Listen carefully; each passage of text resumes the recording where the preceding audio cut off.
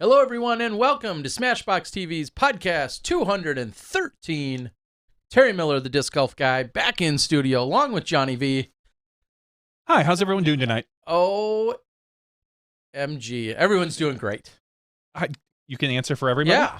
No, I'm telling them. They're doing great. Okay. Whether they like it or not. So welcome. Maybe getting back into the swing here just a little bit as I'm back here in Milwaukee after a couple of weeks away. Not coming from the silly, gorgeous, beautiful, amazing mountains in Vermont or the hubbub and hustle and bustle of New York City. It's so good to be back in Milwaukee instead next to you. So much better. I almost spit that out. I know. Almost believable, right? It is, and everybody, welcome to the show. We are, it's been a while since, like a whole week. It's been a whole week. Yeah, since our last show. Since our last show. I think that's how that works, yes, for our weekly podcast. So thank you guys for tuning in. We'll see how tonight's going to go down. As usual, we make no promises of any kind. In an ideal world, we will, in fact, have our 2018 men's world champion in Greg Barsby. I exchanged a few texts with him today. He graciously said that he thinks it'll work out that he joins us. He is, or was by now, doing a demonstration or a clinic of sort in, I think he said somewhere in New York. I didn't get the exact location, but he said he was going to be in New York doing a demo. I assume it's dark there now. So I said, we'll take you just about any time. And he said, I should be able to get Skype to work. All right. So I'll go ahead and preface that and say we have not been able to do any pre-testing with Greg Barsby, but I think we've done other bigger stuff on the fly and somehow made it work. And Alexis, or not made it work. Or not. Excuse me. Or struggled mightily and failed. So we're good at that too. But Alexis, we appreciate the super chat. Thank you so much. I see so many of you guys starting to tune in. As always, you can find us on all of your local or favorite podcast apps, Stitcher, iTunes, Pocket Cast, all those other neat and interesting things. And you can also always tune right in here on the YouTubes. Some people say, I don't want to wait a couple days. And there's two ways that you can address that. There are two different ways. If somebody doesn't want to wait until, say, Thursday to get the podcast, what are those two ways that they can actually circumvent that, Johnny? Well, they can do it the cheap way and go to YouTube the next day because this is all out there. Yep. Everything we do is pushed out to YouTube. If you can't sit and watch YouTube, we do also offer patreon.com/SmashBoxxTV, which gives you your own custom private RSS feed. So you plug that into your podcatcher of choice, and it will give you the podcast that we record the night we record it. So right after we're done here, as always, I quickly edit, update, take out maybe, 5 to 10 minutes of Paige Bjerkes and us struggling to get connected, and then push that out to all of our viewers. So if you are a Patreon supporter, go and log into your Patreon account. You can find your RSS feed right there. We make sure you get that. And along with, obviously, if you're a Patreon supporter, there are other things that come along with it. You get a couple little exclusives here and there, and depending on the level you're at, maybe a disc, maybe shout-outs, all that other fun stuff. Along with, at any level, being a Patreon supporter, you're always eligible every single night. Now, we have a giveaway here on Tuesday nights.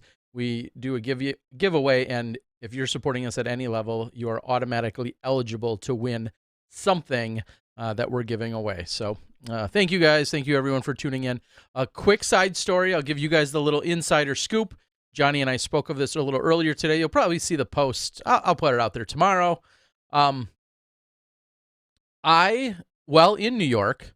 Yeah, now why were you in New York? So you left. Why wasn't I? I mean, really. So you left Worlds, and rather than go home for a week, couple days, for like 60 some hours, you decided to go to New York, spend a couple days there, along with a few other places. Yeah, along with a few other places, and then go to Delaware, where you were contracted to do women's coverage at Delaware, correct? Yes, exactly. So that's why you were in New York. I kind of ventured through. At one point, I had the idea of of possibly calling in the favor to stop at ESPN, but with my adventures and my rental car and the deals and the discounts that I ultimately got, my plans even changed up a little bit while I was there. Something else I didn't account for was the fact that B&H Photo Video, which is the largest amazing superstore for audio, video, photo stuff, was actually closed due to a Jewish holiday, which was, here's something even crazier.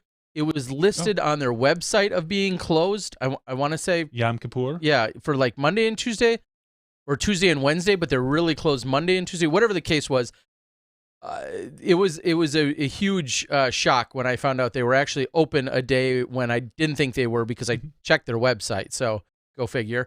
So always make sure. And also, as being the largest photo, video, amazing superstore and really cool experience for anyone of that nature, always know, I believe they're closed on Saturdays, which is, I know, would be somewhat surprising, thinking of what kind of a retail day Saturday is in New York City. But they're closed on Saturday, again, due to religion and everything else in their culture.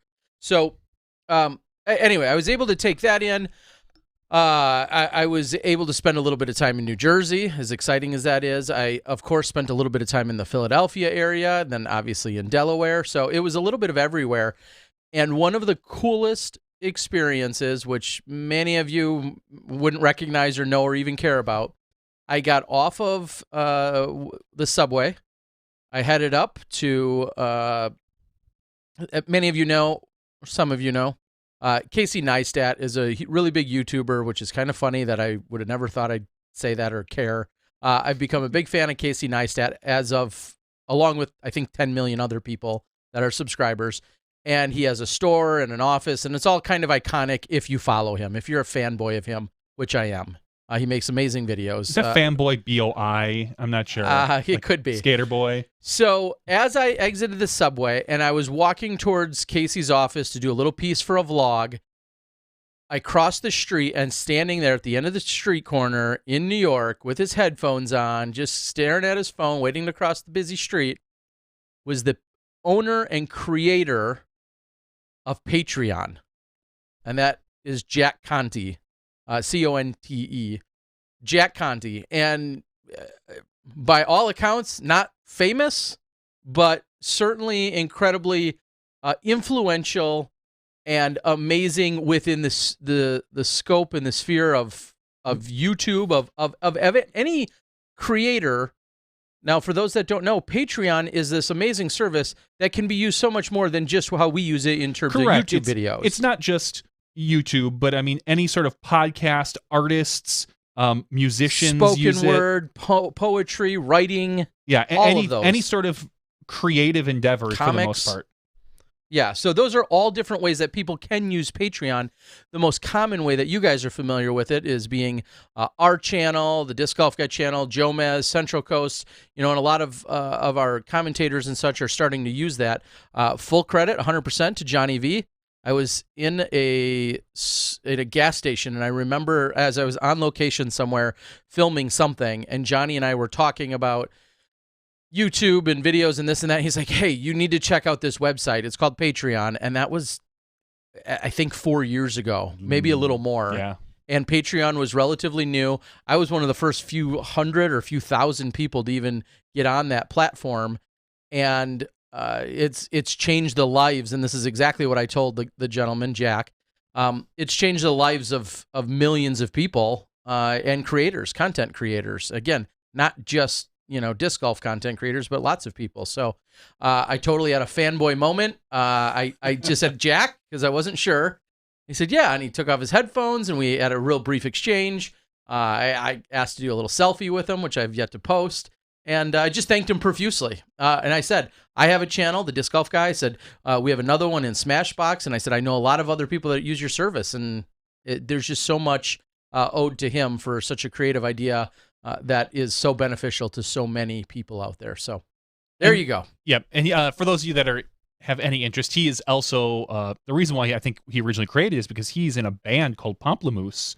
Small to medium-sized band, and they were looking at different ways to fundraise for an album, and this kind of, I believe, rolled out of that. So if you're familiar with the band Pamplemousse, they're a West Coast band, then you would know that. And that's how I originally knew them, was just vaguely through that. So, and then obviously Patreon spun out of that. So pretty cool, pretty awesome moment. And that took place while I was in New York. Can't say I saw too many other people out in, and then some of you saw, it was about 3:30 in the morning after our podcast, actually, last week. It was about 3:30 in the morning. I grabbed a little table. It started to sprinkle and rain, so I had to hover under something.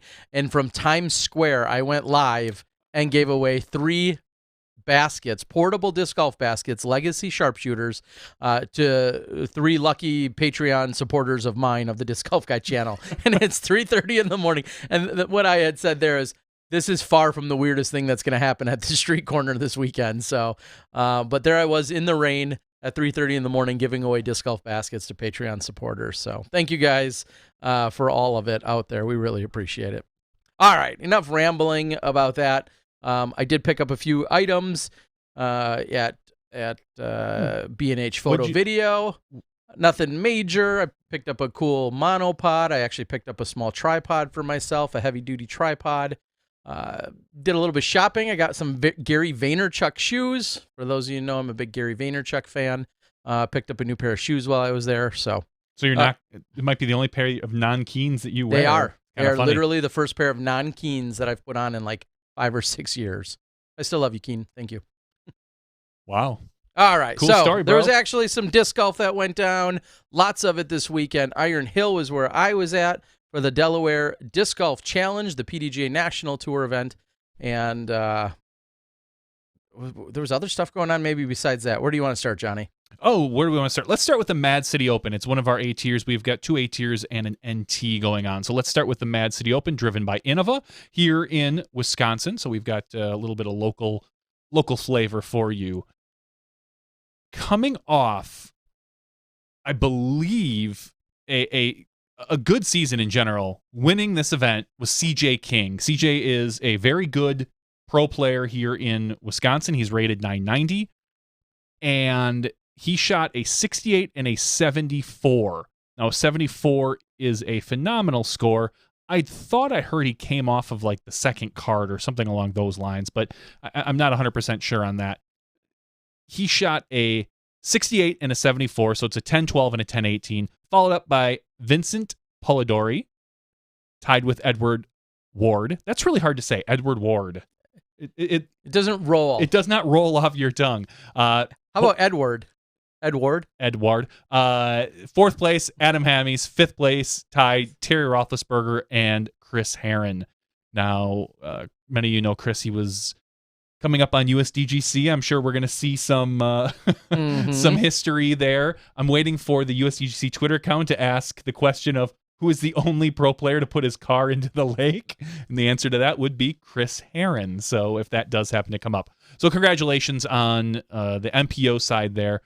Let's scroll down to the it didn't look like there were any pro women at this event. There were no pro. So, we'll quickly talk about the Pro Masters.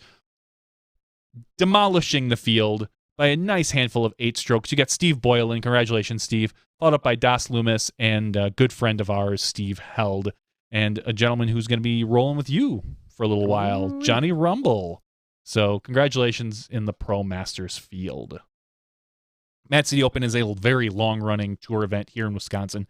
30 years almost? It's nearing that. It was one of the original disc golf, high-end disc golf events that, started taking place. It was one of the 4 events, I should say, that created what is now the Wisconsin Tour, which is, now pushing almost 30 years. So long-standing event.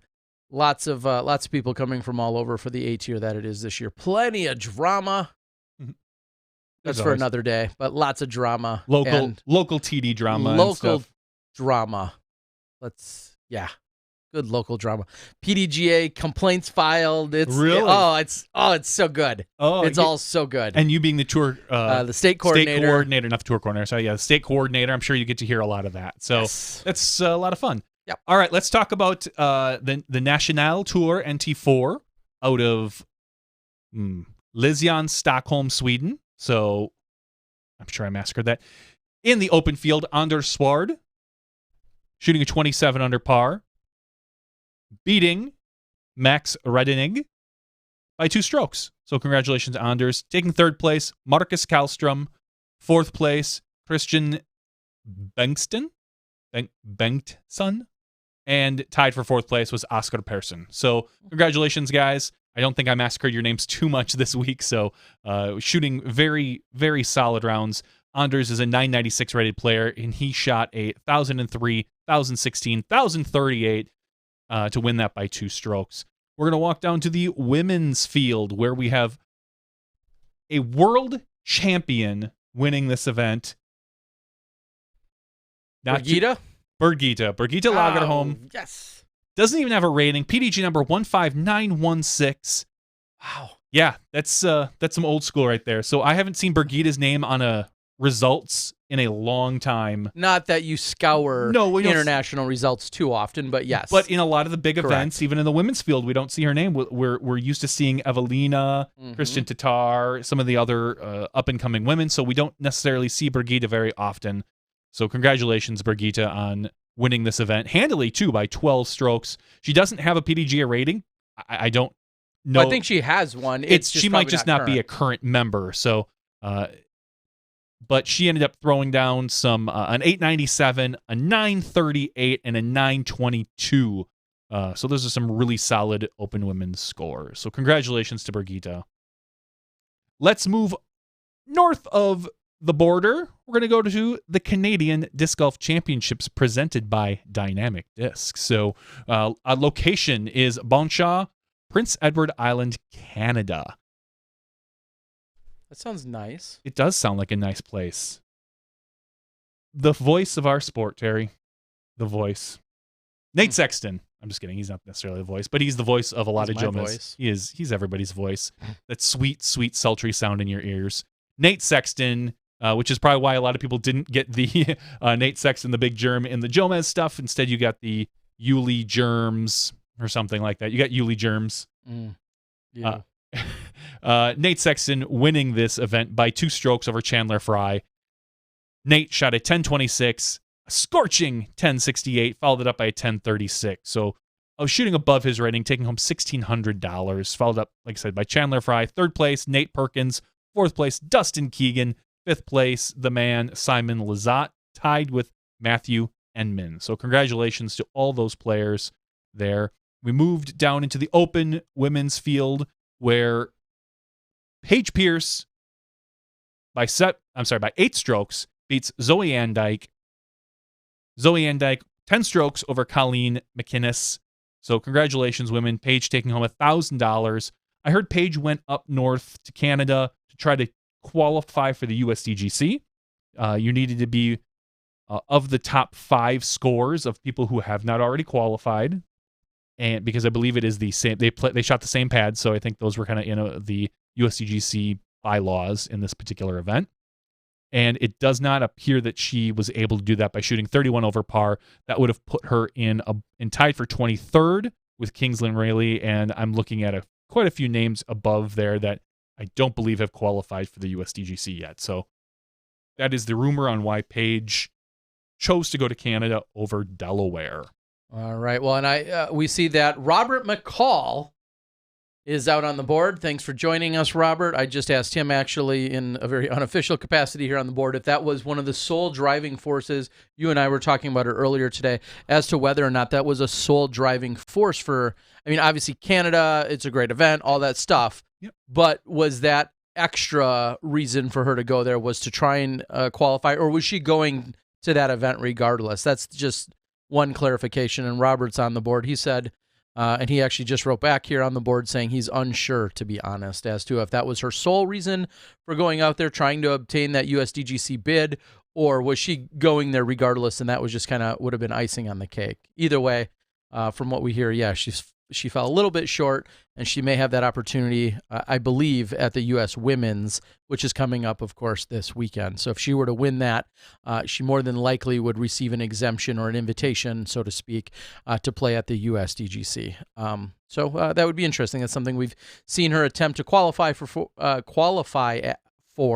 in previous years, whether it's on qualifying Monday or whatever the case is. So we'll see if that ends up happening. It would be great to see. Everybody would love to see her. Paige, of course, the Performance Edition winner a few years ago by outplaying her own rating over the course of the 4 rounds, but she wants to go in there and compete in the regular open division, so to speak. Robert just wants someone to try to beat at USWDGC. Well, Robert's playing. Yeah, well, So good for him, he's gonna but play Robert USWDGC. couldn't beat Zach this weekend. Could you, Robert? No. No. Like, what, 8 playoff holes? You couldn't beat him. You had 8 chances and you couldn't beat him. So on our car ride after filming this weekend, I was with my cameraman, Chad, who plays now Pro Masters, and he was talking about an event. I don't remember what we were talking about, but he said, and this is a good one for everyone out there.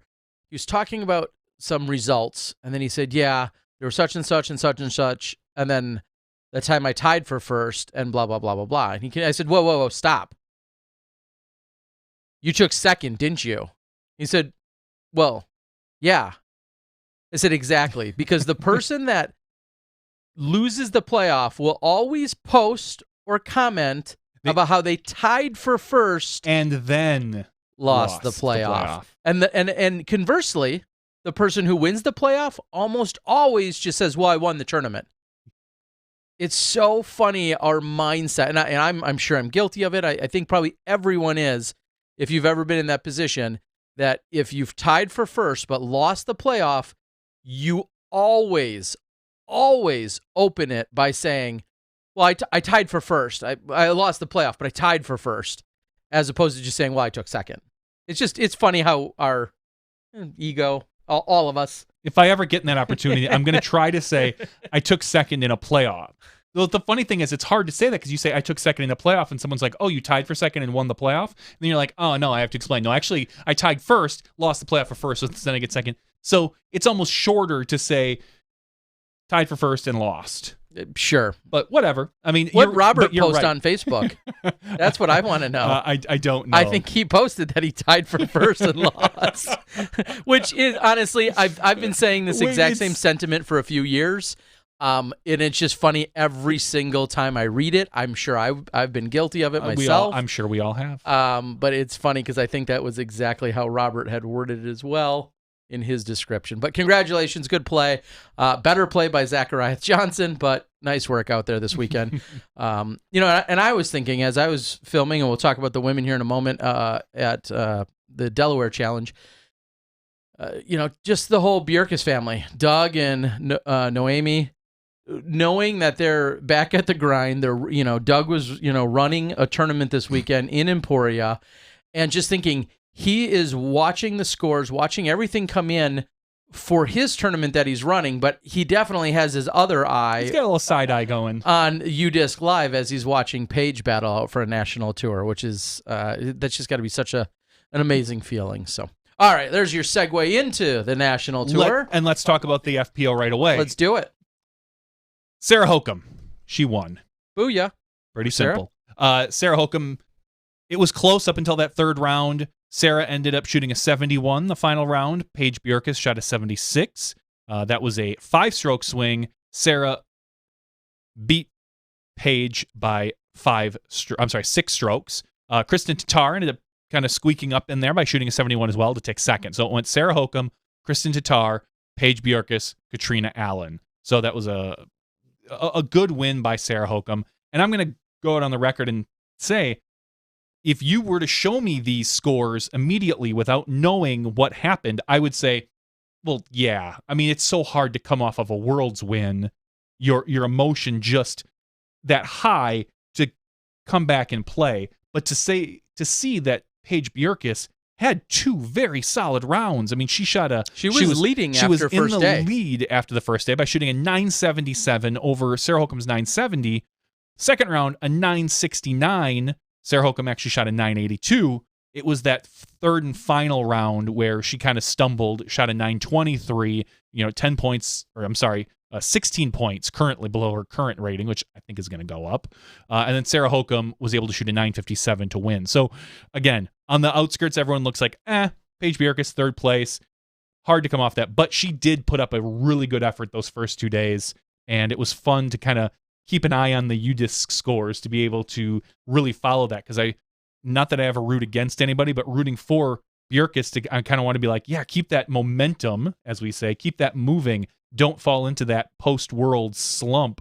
I think we saw Ricky do it a year or two ago when after he won, I think he took like third, which was a slump for him, and after the year he was having. So congratulations to all the women: Sarah Hokom, Kristen Tatar, Paige Bjerkes, Katrina Allen. 5th place, Elaine King. Yeah, and I'd like to add on to that quickly. Oh, and I forgot to I got to adjust a Facebook post. As I'm looking at those scores and stats, all 3 rounds are up. I appreciate everyone's patience with my travel on Sunday night. Getting everything posted on Monday morning, or Monday, was actually an additional challenge. But Eric Oakley and Tina Oakley, I'm still getting better at saying. Very hard to say. Eric and Tina are so graciously helped do the commentary on it this morning. So I really appreciate them for the 3rd round. 2nd round commentary was really interesting. That was done by Sarah Hokom and Natalie Holokoy, and they did it right at the park. So just with the timing and the way editing and all this stuff unfolds, by the time I get done editing, whether it's at 10 p.m. or midnight or 3 a.m., it doesn't matter. The women are then teeing again at 9 a.m., and then they played till 1.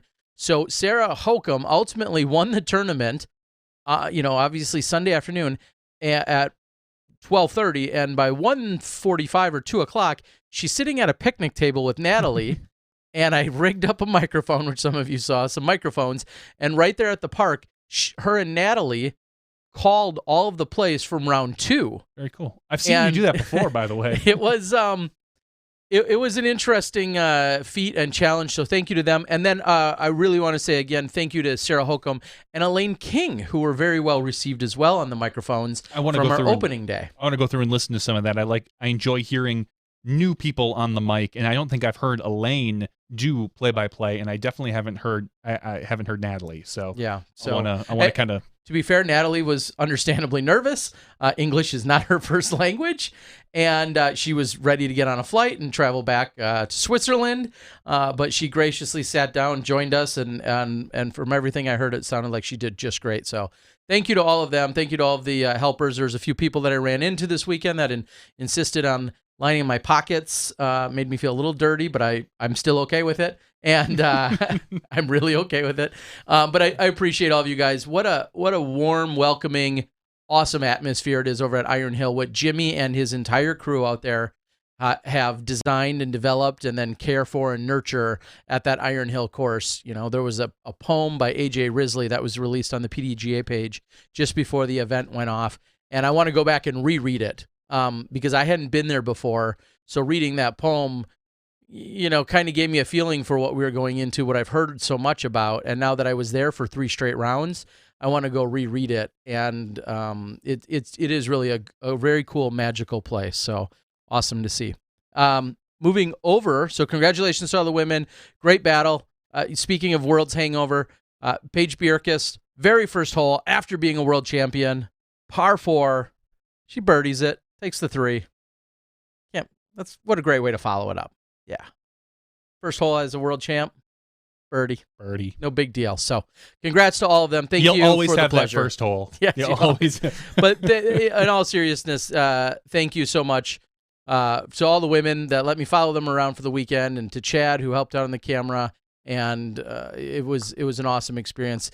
It's kind of interesting for me to sit back and think, I watched every single throw that our champion Sarah Hokom threw this weekend, along with Paige, who ultimately took 3rd. Both of them played together all 3 rounds. All 3 are recorded. There's kind of a little fuzzy that's awesome that I saw every single moment of that of our champion unfold there. All right. Apparently there were men at this tournament, which I don't care about. But there were. What happened? You know who almost didn't make it there? Ricky Wysocki. When his van was stuck in the mud from off-roading, or when he was in the hospital? I didn't know about the first, but I knew about the second. So Ricky had a little hospital trip. My understanding was he had like a stomach flu or stomach virus, I believe is what he said on Facebook. I'm assuming they gave him some fluids, ran him out the door so he could go play his event. He was there, I believe, the night before. Ultimately, it didn't appear to really hurt his his play that much, because on day 1 he shot a 1032, day 2 1048, day 3 1056, but it wasn't enough. Paul McBeth, a little hungry after Worlds, I would say, comes out with a 1049, 1048, 1062 to beat Ricky by 4 full strokes. Full strokes, no he half said. ones here to win the event. Paul shooting currently is rated 1047, so shooting all 3 rounds above his rating. Congratulations to Paul McBeth. I have not had a chance to watch the Jomez final round stuff, but I really want to, because my understanding is they slayed that course, which is not an easy course. So I'm really looking forward to watching that. Eagle shooting a 1056 that 3rd round to jump up into 3rd, tied with Paul Ulibarri. 5th place, Seppo Payu. 6th place, Zach Melton. So congratulations to our top winners. Paul McBeth winning the NT, taking home $3,000. Holy cow. That's a pretty nice NT. Yeah. Yeah, certainly. Sizable. That is a sizable NT. So congratulations to Paul. Ultimately, you look at the hole-by-hole scoring for particularly that final round at Delaware, and it's so funny when I click hole-by-hole scoring, it still kind of freaks me out to see UDisc come up. I'm so used to that old still PDGA page. But McBeth had 4 pars. Hole 1, hole 7, hole 14, and hole 18 to shoot the 14 under, which I believe is the course record. I believe it he is. Did not have any blemishes on that scorecard. Ricky had a shot of 13 that last round with a bogey, but he did pull in a little eagle action on hole 5. So, and I believe McBeth, if we click things back to UDisc, I believe McBeth had a single bogey on the weekend, which was the 2nd hole of the tournament. I thought is what I had seen. He actually had 2. He had 2 Okay. bogeys, 2 in the first round. He had the 2nd hole and the 17th hole. So. Taking a 6. Come on, McBeth. Isn't it funny when you see a 6 on a scorecard and it's just a bogey? Yeah. Well, I guess the 8 birdies in front of it and the 1 birdie after it is not a bad way. If you're going to take a bogey, that's a nice sandwich. Yeah, 8 birdies immediately, the previous 8 holes, that is, directly in front of it, is not a bad way to do it. So, and Bob Johnson is telling us, I believe Bob is from the area. He was able to sit and watch, or at least he was there. Says he slipped on the pad on the 2nd hole, which is why he probably took that bogey. Yeah, which is kind of interesting that, hole. Well, there's plenty of trouble you can get on every hole out there, that's for sure. But hole 2, when I think back about all the holes out there, if you were to say, well, go ahead and click on some of the course stats there, Johnny. Hole 2 is no way near. Well, I guess if it's a par, and this is a par 4. This is particular. This is a par 3. Okay. Yeah, this is the first day. Okay. And round 1. I was just gonna say, there's no way that plays as one of the harder holes, does it? No. If you click on actual hole 2, click on the actual number. Well, you can sort it by average right here, and looks like it plays about 0.08 over par. So which there's just so many holes. If you were to say, oh yeah, which makes he it like bogeyed out there, the 4th hardest hole. Yeah. Okay. Or you could click on it. I'll tell you that. I could click on it. There you go. Anyway, Yeah, so difficulty 4th. I would have never guessed if you said, oh yeah, pick a hole that McBeth is going to bogey out there. So having a slip on the tee pad, and some people had noticed during the coverage on the FPO side, Katrina Allen really struggled with slipping on the tee as well, and I felt so bad for her because I felt like she was driving so well and then would slip ever so slightly, and a 2-inch slip out there can add anywhere from 1 to 3 strokes to your card very, very quickly. So it's a very technical course. Yes, it was great to see it. Congrats on not only our champions, but just the entire staff and crew out there, the PDGA, everyone. It looked like it did a really good job, and everything was great out there. It was awesome to see. All right, so we've answered all of that. Is there anything else exciting out on that PDGA results page that you saw now that we've officially called out our runner-up, Robert McCall, over at the country club? Let me open it back up here. I gotta scroll.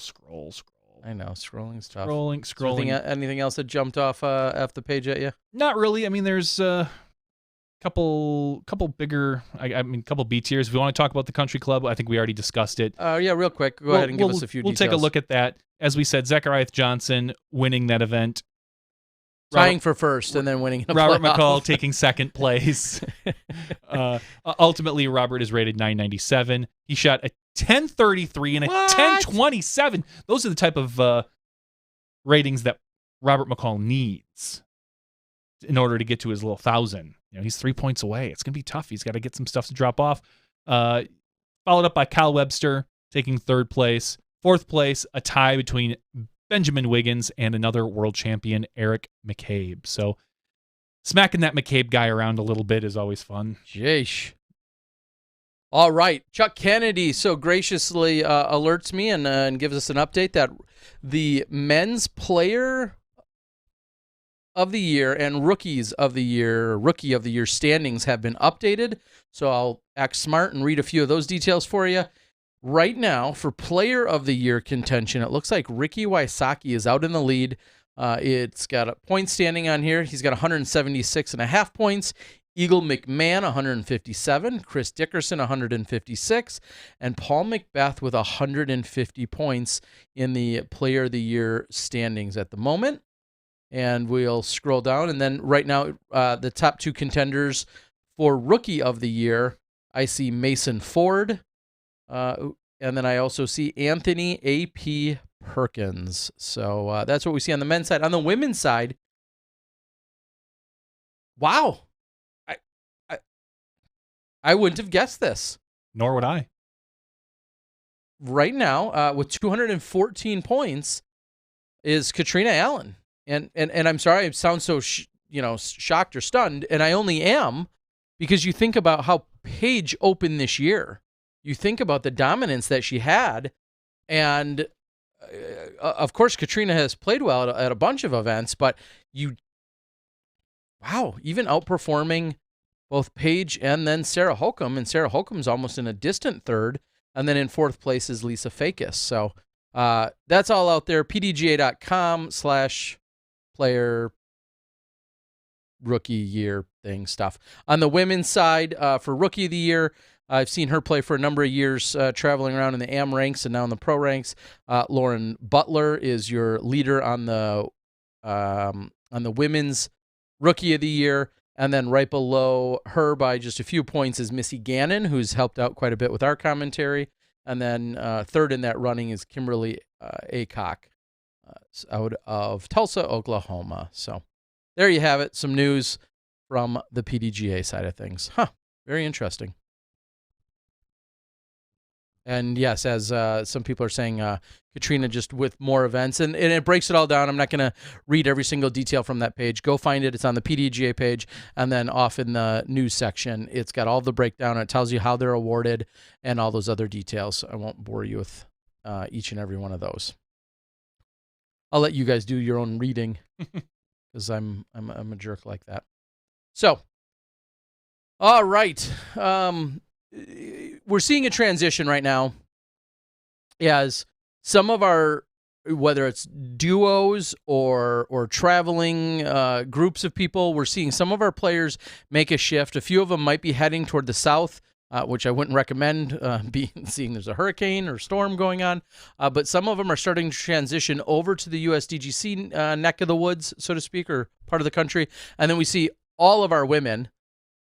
Go ahead and click on them, Johnny. All of our women moving over to Lansing. And I want to say there's 160, 170, 165 total women. FPO, or not FPO, women players at the USWDGC. Yeah, registered for this weekend, which is awesome to see. There's a field of 46 women competing in the open women's division this weekend. And then we have 11 in the Pro Masters division and so on and so forth. So very solid field. I'm pretty sure it's considered officially sold out.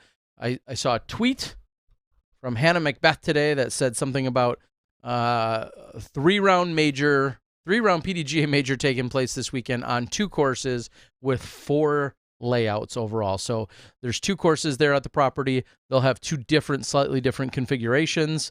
And I've got to wonder, and I'll admit I haven't done all of the research. I've got to wonder if that's going to be true for all players. Like if you're Paige Pierce, for instance, are you playing the 2 courses on the same layout and you're only playing 2 different configurations, or is everyone playing ultimately 4 different configurations? How can you play? It's 3 rounds. Okay. How can you play 4? No, 3 days. Oh, 3 days. 3 days. 4 or rounds? 5 rounds? Probably 5. 1 on Friday, 2 Saturday. Is that what it is? I don't know.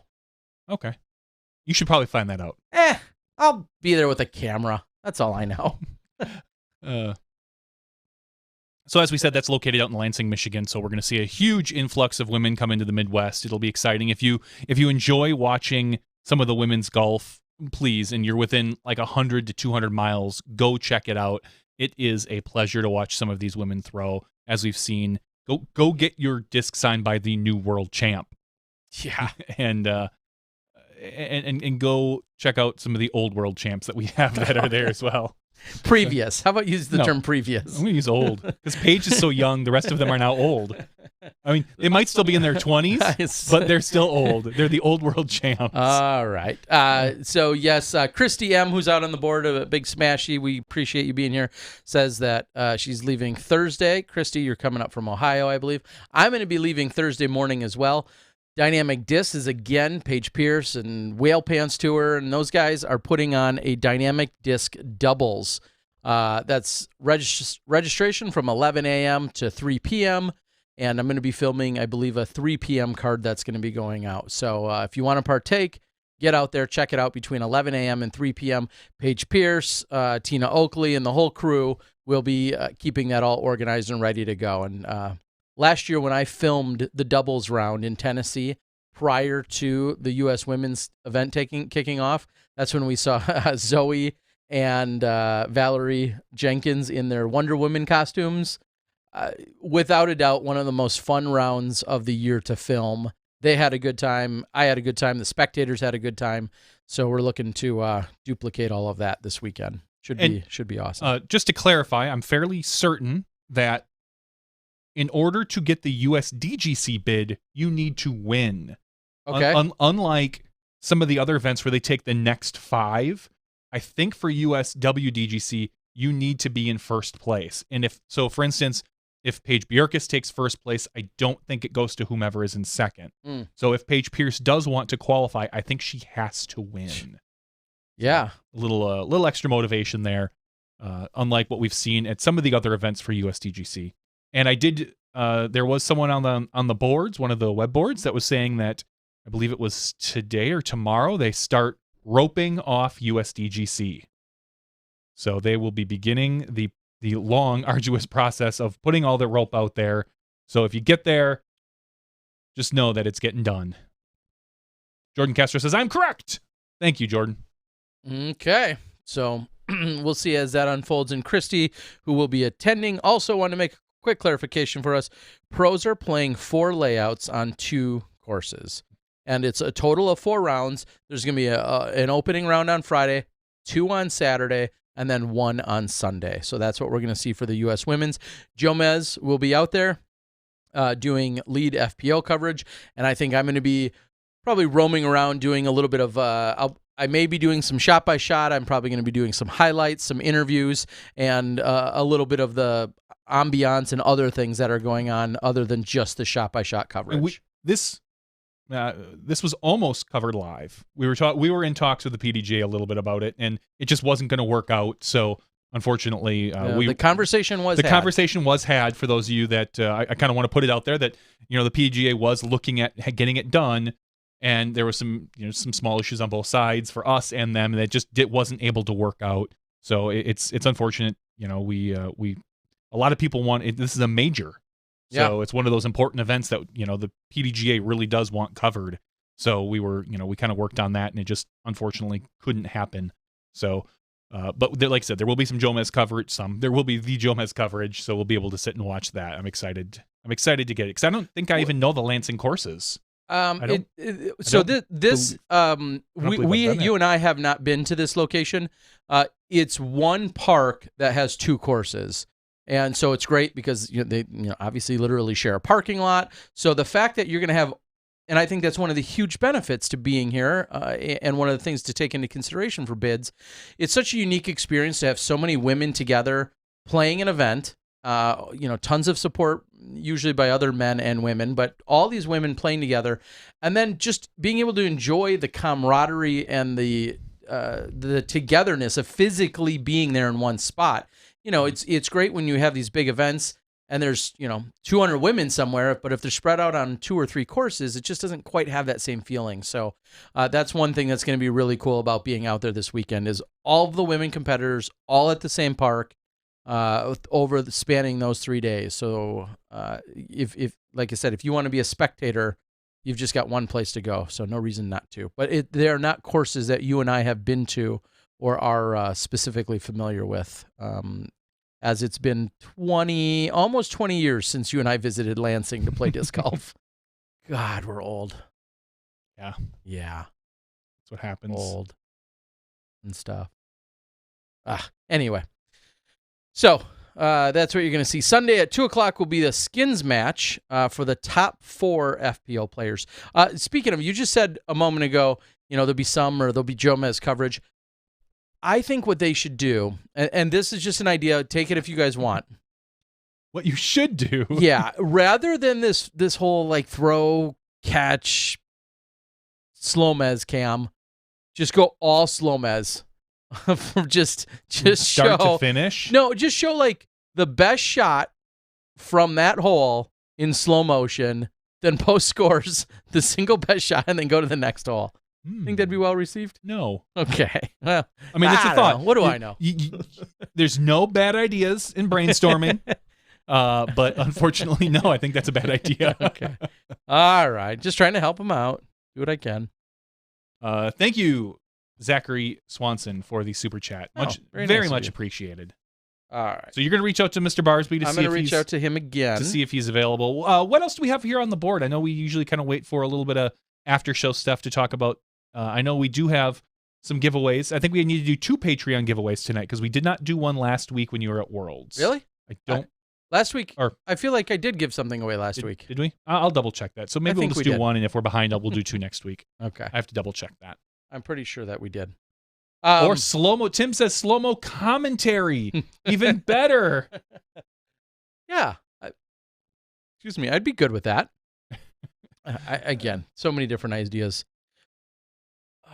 Colorado flag. From what I do understand is I know we were talking a little bit earlier, you briefly mentioned it, the storms that were in the south that kind of came through Virginia, North Carolina, and South Carolina.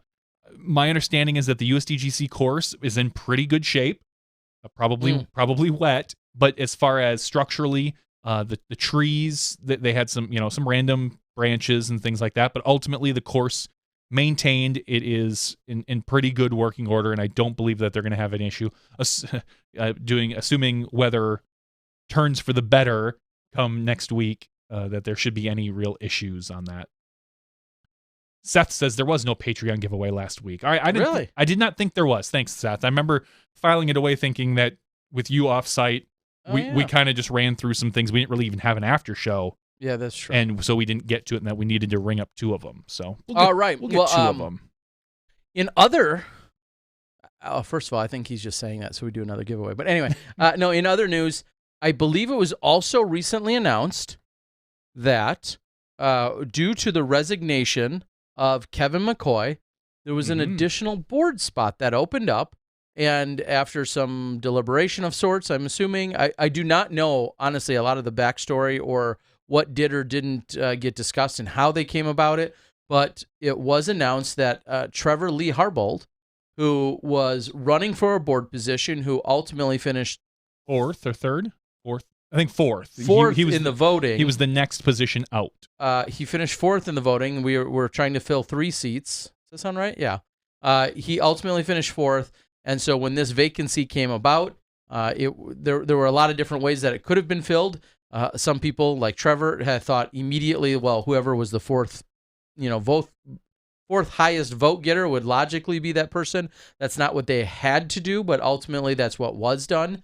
And I'll be the first to admit there was something essentially figuratively rolled across my radar is how I know of this. So that's why I apologize. I don't have a lot of the details, but I did see in here the PDGA that Trevor was announced as now being on the board. So that'll be really exciting. And And here's my challenge, and this isn't just to Trevor, this is to everyone. We've seen you run, first of all, you run your campaign assumingly on heart and passion and experience, disc golf or otherwise. I've seen in our time here, we both have, some people come along of all skill levels and of ambition levels, come along and get into this position, and then at a certain point, it kind of hits them square in the face. Oh yeah, this is the real deal, and this isn't. This is real work. This is real work. This isn't just, hey, I'm going to show up to a board. I've got my ideas. I'm going to spill out my ideas, and we're going to roll with them. Ultimately, this is a collaboration. This is something that you need not just need to have ideas, but you need to sell your ideas. You need to make sure that they're logistically sound and that they will and that they can be legitimately implemented. Correct. If not by someone else or yourself. Like goals, initiatives, all those things that unfold here as a part of this. And again, this is a very generic statement across the board, and I will say this always moving forward with any and all board members. It's really easy to talk about all the things that should be or could be changed. It's another thing to follow those through and to make all of those things happen. So I wish this board, the incumbent members, along with all the new members, I wish everybody the best of luck. It's not an easy job, and having lots of conversations with board members throughout the last 15 or 20 years, it's just that it's a lot of work, and I hope that everybody can learn and grow, and we can all benefit from everyone's experience. And I know we had a big discussion about it after Trevor was not elected to the board. Ultimately, I am glad he is on now. Mm-hmm. He seemed to have the most passion for it. I didn't appreciate after he wasn't elected some of what went down, and I understand you have a lot of, as we say, a lot of passion, a lot of heart, and you really want to get in there, and you think you can make a lot of changes. And when you know you're shot down for that, it's unfortunate. I hope that he can take that passion and bring it into the PDGA board and make, in his eyes and others' eyes, some really good suggestions and changes. So ultimately, I think he is from what we have, I think he is the right person right now to be on the board. Mm-hmm. And I look forward to what he can bring to the PDGA. I truly do hope that whatever he does is successful, because we want the sport to grow, and we need different viewpoints for that. And he is right now a unique viewpoint on that board. I don't believe there is someone with his particular skill set and his particular vision on the board. Well, he has an angle that we don't otherwise have. We've seen it in the past, seemingly represented right now on the board. There's no one representing that. Yeah, he is, essentially a full-time professional disc golfer, and he has that angle and that skill set, and he's obviously close with so many of the other touring and non-touring pros that I'm excited to see how that gets integrated and what kind of changes are logistically feasible, and I think some that won't be. I mean, it's really easy to throw out ideas, and this is for all of us. I throw out ideas all the time. Slow-mo. Yeah, exactly, like the one I just made. But getting them implemented and finding what the reality is of those is for everyone to see, and that goes for all of our board members, incoming board members, and people that are there. Super excited to see that. I know that's out there, and Johnson, I do agree. One of the things that they need to change is that damn PDGA commercial. Yeah, it's just a little, for me, 5 years outdated. It's watching the commercial. Yeah, it could definitely use a refresher, that's for sure. All right, I have sent a message. If they want a one-person commercial in front of this backdrop, yeah, I'm your man. I can do it. You should create a PDGA spoiler commercial for the PDGA live Twitter feed. They still use that? I heard someone complaining that they got spoiled from Worlds because Innova sent out an email with, like, before the Jomez footage final day dropped, with the Barsby information for the in of a store, like, hey, get your Barsby stuff. And the guy was like, ugh, like I avoided it. I didn't expect it to come from my email. He's like, I understand why. They are trying to push their product. It's completely understandable. He's like, I unsubscribed from their mailing list for the future reference, but he's like, it just stunk. And he wasn't really upset or complaining. I just thought it was a funny story. Like, you do what we all say to do. You stay off social media, you avoid all the stuff, and then you open up your email and like, boom, congratulations, Greg Barsby. So unfortunate for this particular person. I just did get a chuckle out of the story. Yeah, I guess I can understand that one if you've done. Yeah, I don't even want to go down. No, I know. I was just trying to think about the whole world of spoilers, and I think about the World Championships, and I just think, how does anyone want to wait? And this isn't a pat on the back or a self-promoting plug for us. Just in general, how does anyone want to wait to find out our World Championships winner? Mm-hmm. Even if they turned it around in 18 hours, which is almost impossible. But even if they got it turned around and available to you in 18 hours. As I said, I understand it's how you consume the sport through the rest of the year. So you might as well consume it that final big event. But it's the Worlds, man. Man, I know. Anyway. All right. It is what it is. All right. I guess now's as good a time as any, especially since we're seeing if Greg Barsby is going to actually join us. And I say that because I've sent him a message. Hopefully he'll reply. You're going to see I'll make another bigger, maybe more formal announcement, hopefully tomorrow. Well, hopefully I will. I have some very exciting news here at the top of the hour. News on the sevens. In speaking with one of our Smashies, Luke Turnbull, who's out on the board. I believe he's out there now. Coming to us from the other side of the planet. Can you have sides if it's flat? Anyway, I am excited to announce that I will be traveling to Australia in an official Disc Golf Guy video vlogging tournament vlogging capacity. Are you going to get into a kangaroo pouch? If there's one big enough and it lets me, hell yeah. I mean, that's a stupid question. It is. What do you think it's like inside one? I bet you it's warm. Do you think it's all furry? Does somebody out there's got to know? No, I don't think it's all furry in there. I think it's, I won't say womb-like, but skin-like? Yeah, probably skin-like. That doesn't sound as good. Anyway, so there it is. Super excited to announce it. I think a good friend of ours, I've just booked his ticket as well. Johnny Rumble, who we referenced earlier on the show, PDGA 2540. Super amazing guy from here in Milwaukee area, was going to be joining me for at least half of the trip. They've got an event going on. There's going to be some, I don't want to call it relaxing. There's going to be some sightseeing. I'm going to do everything I can to fully engage in all of the Australian disc golf culture, the club scenes, the tournament scene. Not like league the club, nights. Maybe that too. Different the kind of league club nights, whatever they have going on that we're available to take in. I'm going to be there to learn more about it, and then hopefully go ahead and share it with the entire world. That's awesome via the vlog. So that's going to be. I can only imagine a ton of work and fun for you to be able to check another continent off of your belt. Yeah, it's so I want to say thanks to Luke. I want to thanks to all the organizers. You know that this is getting real when I get an itinerary of what's going on every day. And it's like, wow, a schedule. That's not something I'm necessarily used to. So you might actually be up at the right time of day over there. That too.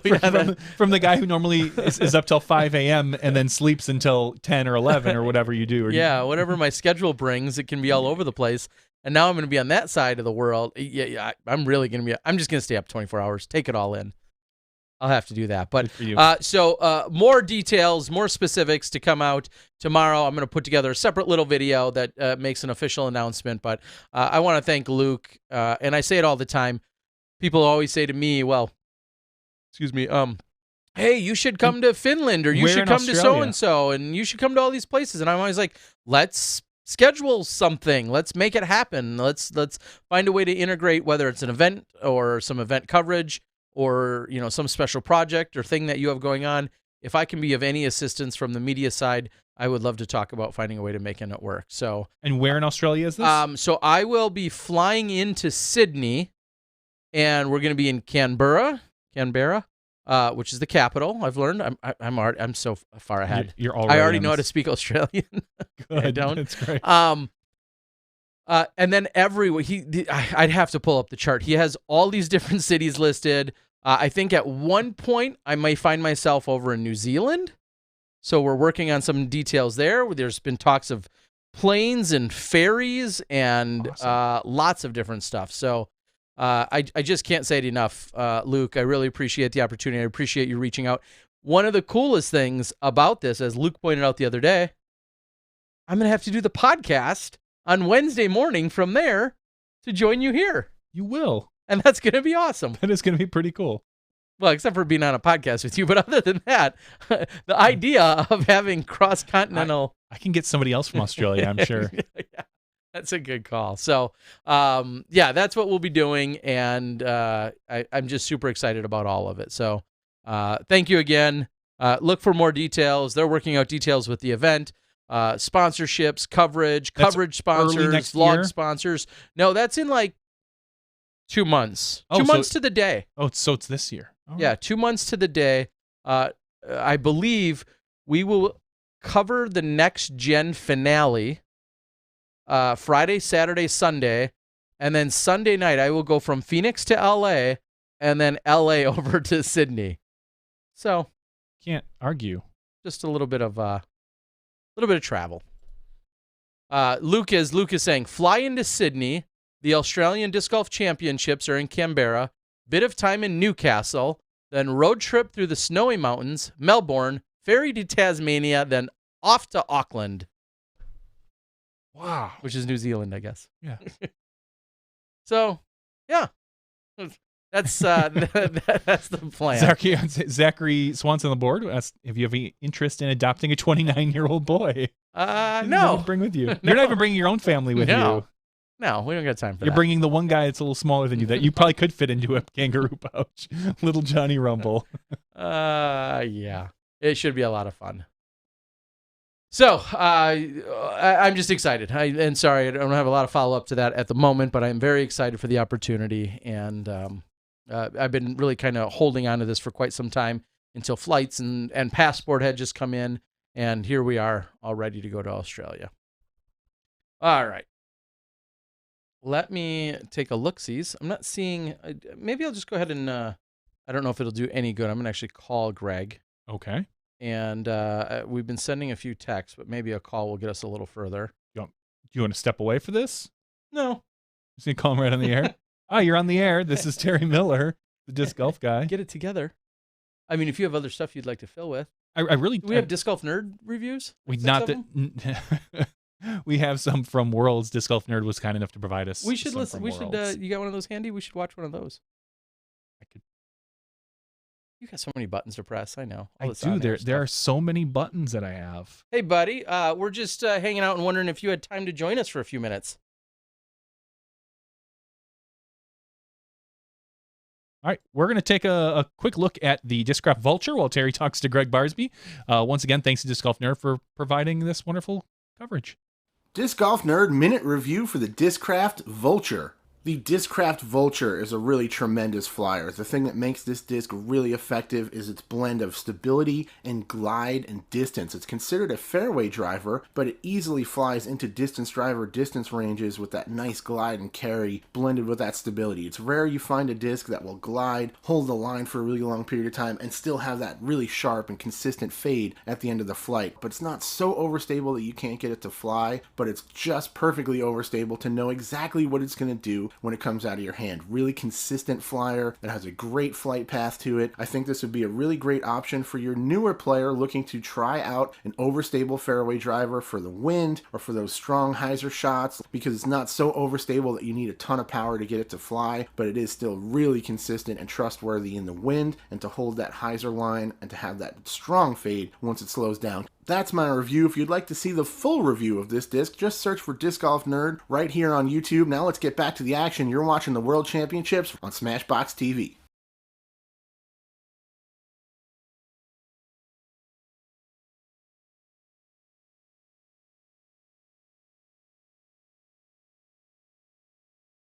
All right, welcome back, everyone.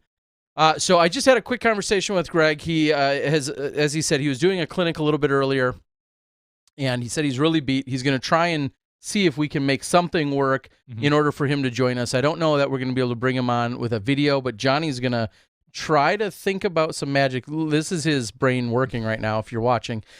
He's going to see if he can come up with something to possibly get Greg to join us briefly. We understand that it's an hour later in New York already, and I think I could do it. With a phone call. That's all we can ask for, Johnny. Is that he thinks he can do it. I think I can do it. All right, you fill a little bit of time here. Let me work something out. Filling time. All right. I'm going to go take a quick look at the board and see what we have out there. One of the questions that we'll certainly ask Greg Barsby, and if it's been asked, and I've said this before, if it's already been asked of him, or if there are other questions that have been already asked or answered, I generally stay away from other interview type situations, other podcasts and things of that nature, because when I ask a question, I like to think it's original to me. So if he's been asked something such as what would be a signature disc, there's been plenty of conversation whether it could be a Rhino or an Eagle. Those are two of the more popular molds that he throws. I may have even seen something, as you just mentioned a few minutes ago, something about Innova may have released something. He also, I know, has commonly thrown a Sidewinder. So we can ask him about that. And if there's other questions that you guys have so that I can give him maybe a little bit more rapid fire, you're welcome to give those to me as well right now. But Ronald Harkey's asking if I'll be at the USDGC. I do not believe that I will be in any capacity. I think we talked about it a few weeks ago. They're going to be offering a live stream, which I'd like to hopefully hear more details about. And I'm kind of surprised we haven't. They're talking about offering a live stream that will come to us somehow. I'm not sure through what portal. Johnny suggested last week that it's YouTube, that they bring it to us. Fulcrum Media, who covers Ultimate, the AUDL, is the contracted company to bring us the live broadcast. So I'm excited to watch that. People are asking of Disc Golf Nerd. I want to echo any sentiments and thoughts about Disc Golf Nerd, who's done some reviews for both us as well as for the Worlds and the Pro Tour. So thank you for everything you're doing out there with Disc Golf Nerd. Make sure you check him out on his YouTube page. Asking Greg Barsby what his what's Barsby's number? Oh, it is 867 5309. Yes. There you go. You can read that. So we're going to see if we can try and dial up Greg Barsby through some fancy system that Johnny has going on. Oh, I hear it. That's a good sound. I hear it too. The question is, do our viewers hear that ringing? Not yet. Hello, Gregory Barsby. Greg, can you hear us? Can you hear us? Oh, hold on 1 second. That might be on me. That might be on us. 1 second. Johnny's got to click a button. Okay. All right. Hold on. Wait. Hey, Greg, you there? Greg, you got us? Oh, so you can hear us, Greg? Check 1 2. All right. I feel like you were so close. I was very close to that. Hold on here.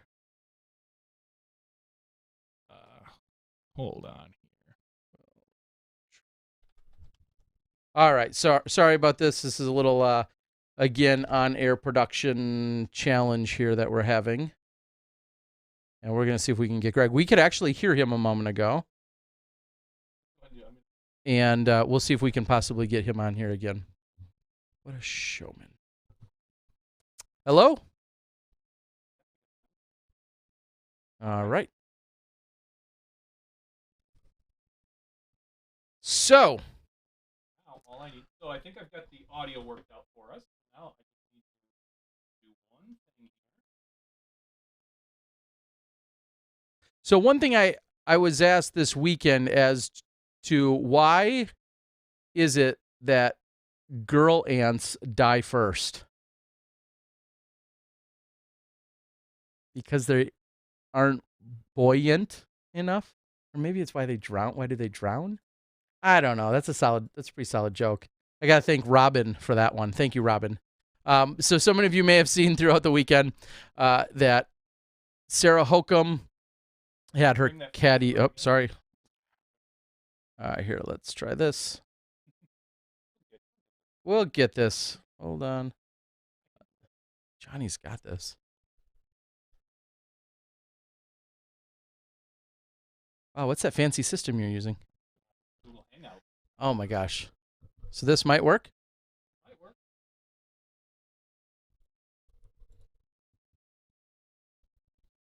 Hello. Can you hear us? Are you there? Hey. Hey. All right. So I think we might be all good to go. As if the whole internet's, we're going to wait for somebody to give us a thumbs up or something on the old internets to let us know that they can hear us. Because we can hear you and you can hear us. The question is, can all of our viewers and listeners hear you?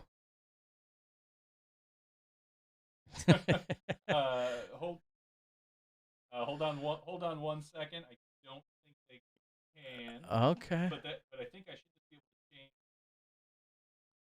that. That's right. All right. Now we're going to try that again. All right. We'll see if... All right, I think All everything's right. good. Good to go. Can you hear us? Hey, I can hear you. Awesome. I can. Awesome. So welcome to the show, Greg Barsby, world champion Greg Yeah. Barsby. Man, wow. Does that get old at all? Thanks for having me. Has it gotten old? Yeah. It just happened like a few days ago, so it's pretty new to me. I don't know how long it'll take to get old, but I don't know. All right. So, sorry, we're just double checking that. Yep, we're good now. Well, are you sure? Because everyone's saying that they can't hear. They can't hear your mic. I just turned mine on. I had. All right. Sorry, we're gonna start all over. Greg Barsby's here on the show. Thank you, everyone, for the patience out there. Back.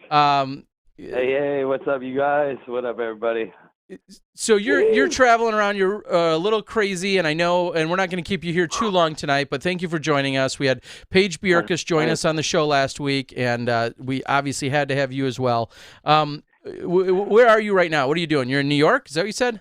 I am. Yeah, I'm in Long Island at my friend Jeff Stradinger's house, and we literally just got done with a full day. Went out and had a nice burger, and we had a clinic today over in with the Long Island Disc Club, and it was really awesome. It rained all day, and it was a total bummer, but just got to go on. Do you think that the turnout is better now that you have that world championship title, or do you feel like it was you were going to get that number of people anyway, or were people more interested to come out and meet the new world champion? I don't know. Maybe a little of both. We've been having awesome turnouts in Europe and whatnot. We've been doing it for a few years and doing clinics. I've been rocking them out with Philo this year, and they've been all really good. But I would imagine that it couldn't hurt, right? No, certainly a little world champ bump. More positive. So. And that's something I was going to follow up real quickly, though, is for a long time now, you've been not only grinding and playing, but recently you've really taken up the idea of doing more demonstrations and clinics. What if somebody were to come to a clinic you're doing next week or next month or whenever? What is something that they could typically expect? Maybe they're different, but what would they typically expect at a clinic that you're putting on? Well, hopefully to have a good time and enjoy playing, but also just to find that fundamental foundation. That's really what we've been hammering out, just working the foundation, keep working the fundamentals of the game and what you can do to improve that basis. So And then from there, then you can stem into some of the more intricate shot making that you see some of the great players play with. So, it all kind of starts at that base level, and just hitting the angle, hitting the line, and kind of start to manipulate it here and there, ending whatever shot. But yeah, just they could probably expect to get a lot of info thrown at them. Been playing for a while, so had a bunch of great mentors that taught me how to do it. So, I've got so many other follow-ups to that, but who name some of these people who may or may not be, maybe somewhat lost names in our history. You've been around for a long time. Who are some of the mentors or influencers or people that maybe shaped and molded your game a little bit way back in the day? Oh yeah, shoot, there's so many. Obviously Jeff and Johnny Listman, Mike Loya, Ken Halverson, all my Ridge guys like Seth Reeder's got the mean flick, and Jason Herm, Ray Johnson, and Don Harris. There's a lot. We've had so many good players up in the woods, so I never really get a week off. I never go to the weekly thinking, boy, I'm just going to scrap up the cash. It's going to be a battle every time. God forbid that Josh comes up the hill. and real quickly, speaking of Josh, there he is, right in the thick of things. This epic battle unfolds, and where was your mind at as you're coming in, say, the final 9 holes? You guys are making the turn. People are saying there's no final 9s this year, and you have Paul Macbeth who's, finished. He's in the clubhouse, so to speak. But where is your mind at as you're rounding into the last 7, 8, 9 holes of this tournament? It all kind of started when I threw out of bounds on the par 5. Josh made a mistake there on, I think, what was it, 6, and pulled it out of bounds, and I got the lead back. And then I made a mistake there on the par 5, threw it out of bounds long and missed the putt, and I took a bogey. That's when I was like, okay, I better have a look at the scores because I'm not playing exceptional. I didn't start the round very well, and now I've just taken another bogey. I looked at the scores. I think Paul and I were tied at that point. With once I was on, I think, 8, and 8 and 9 are both really hard birdies. You got to string shots together there, like high quality shots. So I don't necessarily expect to birdie those holes. I hope that I can get opportunity to birdie. But so my train of thought was Macbeth was through 10 at 7 under. And if I could get to hole 10 at 3 under, with the 5-stroke lead on him that I had prior to the round, that means that I can still black out the back 9, play the best back 9 of my life, and win the title. And that was kind of, that was the main thing. Obviously, Josh is there, and I know you'll play with Josh so much. He's going to make every putt. There's just no doubt in my mind he's going to make everything. So I know that the pressure was really on. That was kind of, because Paul has that, he's got that presence, he starts making a run, and everybody starts watching, I knew he was playing well. I didn't know what was going on up there, but I saw the scores, so that was like the mindset. Okay, I got to just get them all. No big deal for the title. Try to calm down. Well, and then let's fast forward just a little bit to 17, and knowing that you guys are throwing those tee shots, and then that's a blind hole, and to have Josh throw that shot, which I'm sure looked pretty good out of his hand. You guys all have a pretty good idea. It certainly wasn't a shank by any means, but it looks pretty good. Was there, and I wasn't physically on, I was in a booth calling the shots myself. Was there an audible groan or anything when that shot ultimately kind of rolled out of bounds? And do you feel like that was a significant sigh of relief for you at that point? Well, it was actually kind of like people were cheering because they saw it skip next to the hole, and then it kind of slowly, you hear a grumble, and then, oh, yeah. And then you hear kind of a sad sigh. So it was a roller coaster, and Josh couldn't, I can't really believe it either. It was a pretty bad roll. sigh of relief? Not really. You know, I still know I got to hit the shot. And I threw 17 well all week. I did a really good job of keeping the height control on that hole, getting my disc to dig into the ground. I threw it a little soft, but you know, an 18 is still a hole that you can mess up pretty significantly if you miss in the wrong place. So once 17 transpired and I had a wider margin, you know, I knew all I really had to do was get it out of bounds to the left at worst. Mm-hmm. So, you know, to just minimize the mistakes, make sure I'm going left, and if I do end up going out of bounds, it's going to be to the left and not to the right, because then you have to walk 40 feet and then throw another tee shot, basically. So that was kind of where, you know, my head went as far as that. Like, I wouldn't say I was relieved, but, you know, obviously he was making a run, he's making every putt, and I'm having a tough time closing a few of those putts coming down the stretch. So, you know, I've been throwing the disc right where I need to, you know, getting it in the basket. So nice to see that putt on 17 go in. And, yeah. Now, pretty crazy exchange of events that took place. well, certainly, and and everybody just, you know, glued to both UDisc and of course glued to, you know, the live coverage, consuming it all, and so many emotions by so many fans. I mean, you know, obviously lots of people cheering for you. People have been rooting for you for, you know, over a decade, and to see that, and to see all these different factions, you know, just all of our players have their own sets of fans. And at the end of the day, I think we all want to see good disc golf, and then the best player hopefully comes out on top. But to watch this all unfold with so much emotion was just incredible. Yeah, it was something else. Yeah, big thanks to all the fans and people that were tuning in. You know, there were a lot of people that, you know, a lot of my buddies back home. I talked to a few of them on the phone. They're like, you know, they were watching at the course, or they were at the deli up the street, and just glued to it, like living on every shot. So pretty amazing to see where the media is, and people can really live it with you. I think that's like another really big thing, is this connection that we all have. And we all love the game, and, you know, to be able to come out on top of a battle like that was pretty surreal. I mean, when Paul came up to hug me, I'm like, what's happening here? What's going on? Like, how's everybody looking over here at me? And it was pretty surreal.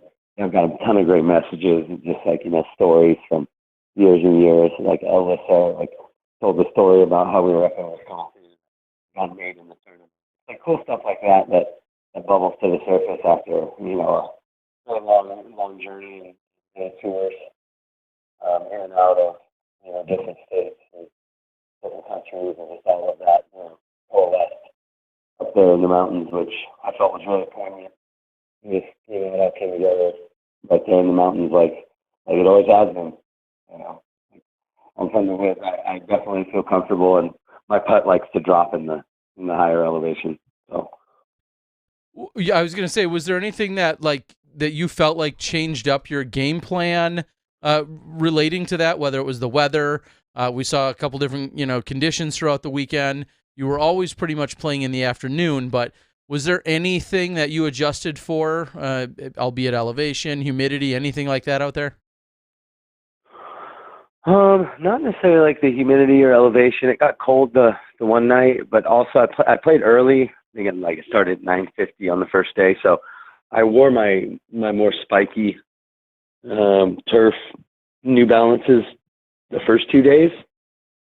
And it kind of, funny enough, the second round was my best rated round, but I slipped on like 7 tee pads over on Brewster, and just found my way through and scrambled hard. But that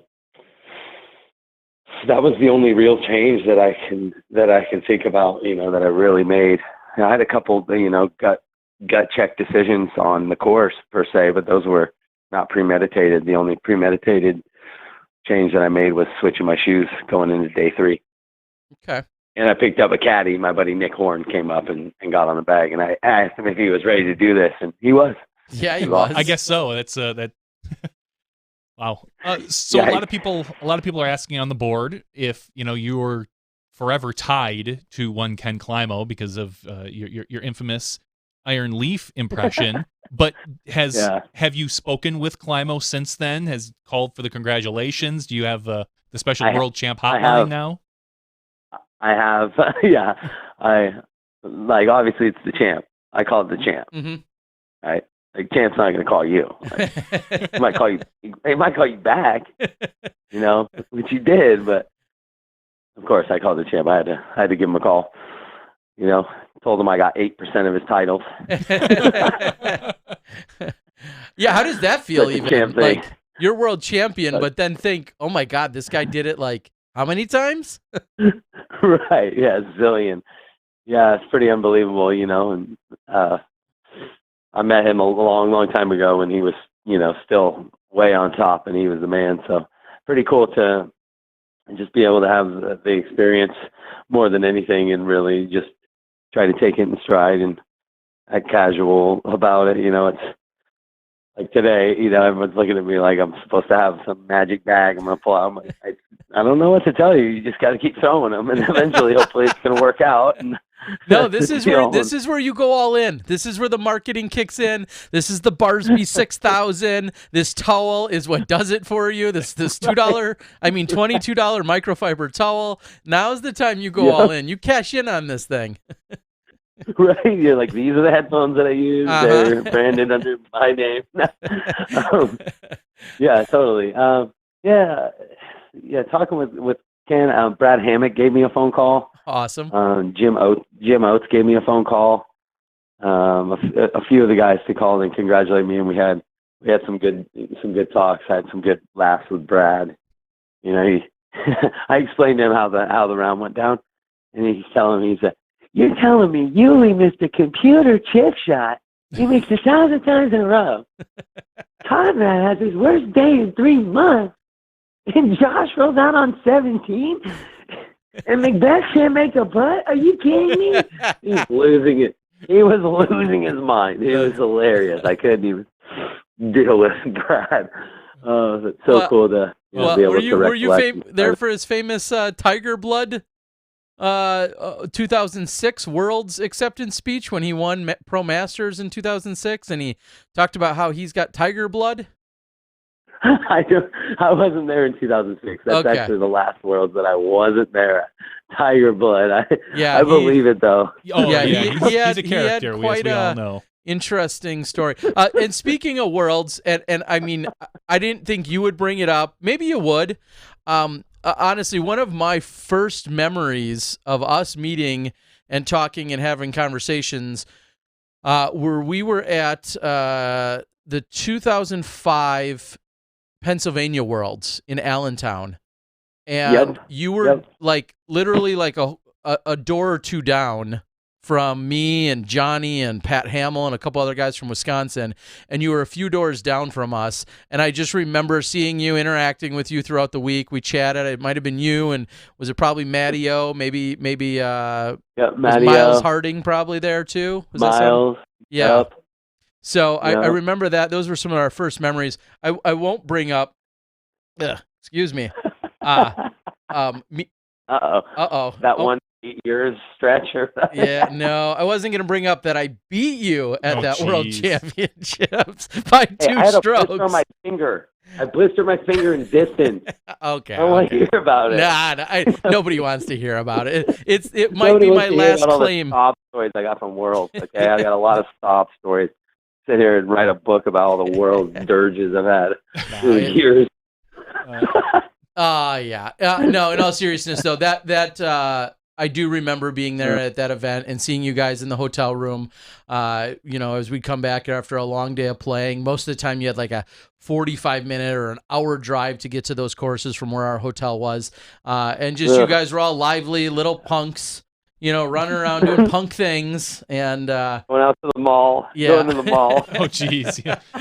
Bring my skateboard and go out to the mall. Yeah, man. Meet me at the mall. I'm in the budget. So I remember we went to the mall every day. Matty O was playing incredible that week. He finished like what, fourth? Title, and Matty O got second. Second. Wow.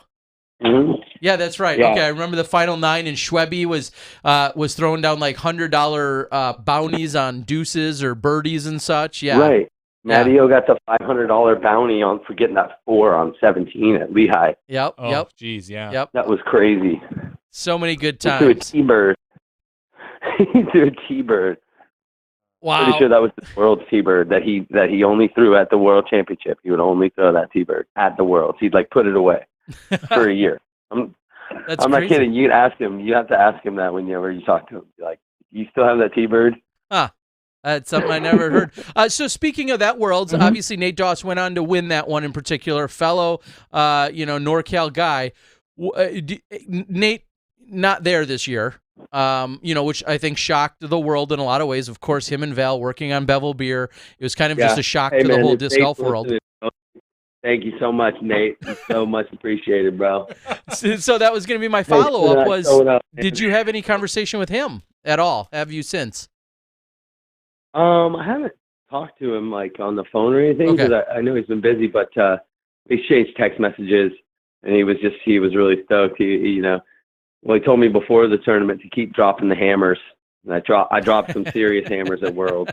You did. Some of those putts were great. I'm sure he was stoked. He just told me to enjoy the ride. That was pretty cool. That's awesome. Good. Nate always with a smile on his face, always ready to cheer on, any of his competitors, especially a fellow, California player.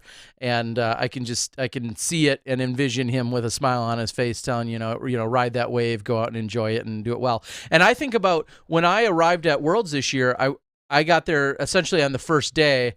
And the first thing you said to me when I got there, I pulled up with a camera and I was just going to go out. I just got off the plane. And the first thing is you were coming into the scoring tent, and you remember what you said to me? I don't. You were like, bro, where were you? I was out there throwing them in from everywhere. I'm like, sorry, I just got here. I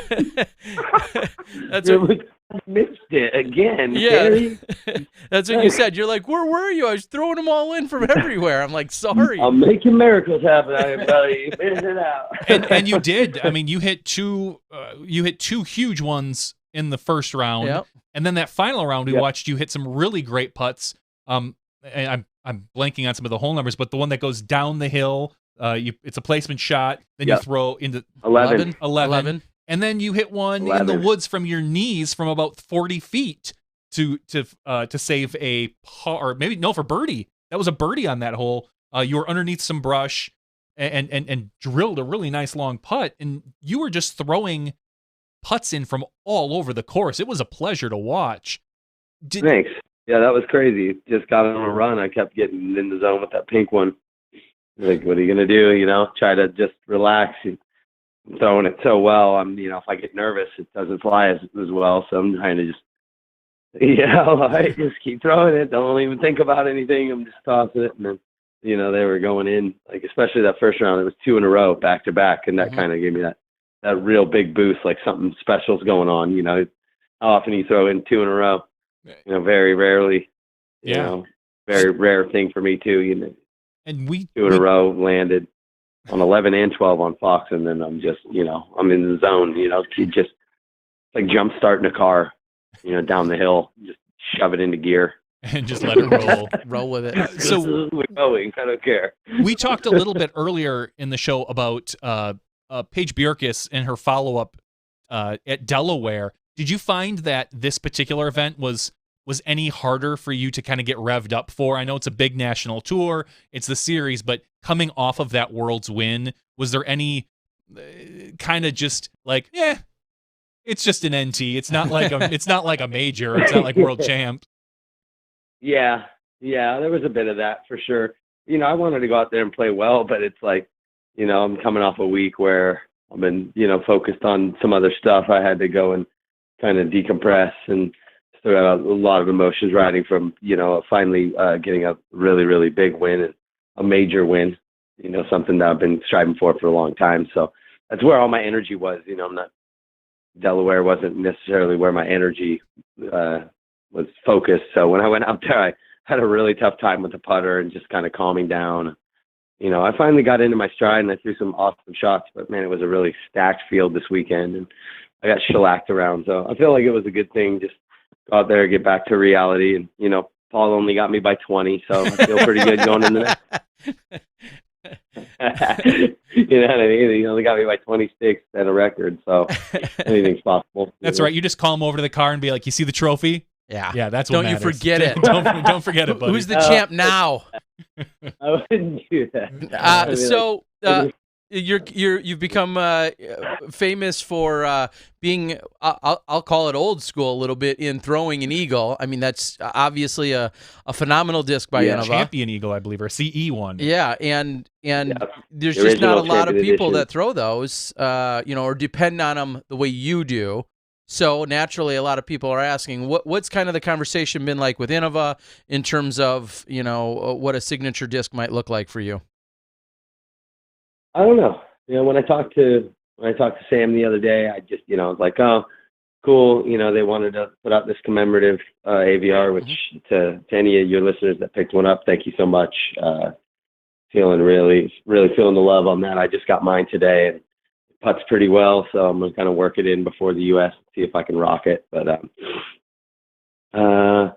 got the Roadrunner right now, I think, for the rest of the year, and we talked about that kind of stuff and putting something into production, and I've heard, oh yeah, the Eagle 3, they flatten it out or whatever. It just probably will come down to feel, and I think that's like the most important thing with the disc. That's why I throw all those old ones, because that's what I started throwing, and that's what feels comfortable in my hands. So I could throw the new Eagles, and if it's a flatter run, then I really like them. But the old ones, those are the ones that feel really, really good in my hands. So it's just going to come down to that, I think, more than anything, whether it be a Roadrunner or an Eagle or something else. It's just going to, it's got to feel good in my hand, and then from there we'll make the final decision. But it'd be nice to see the Eagle, Like I said, I have to call the champ and figure something out. Maybe talk to Eagle McMahon. I don't know if he wants to put out this. That's not his name all over it. Yeah, I don't think you need to run that past Eagle. I think the Eagle's been around longer than Eagle's been around, so I think we'll be okay.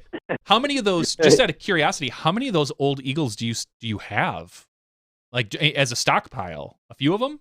I've got a nice little stack. I came up on a few this weekend. A few players in Delaware gave me some nice Eagles that I just mailed home to myself for future use.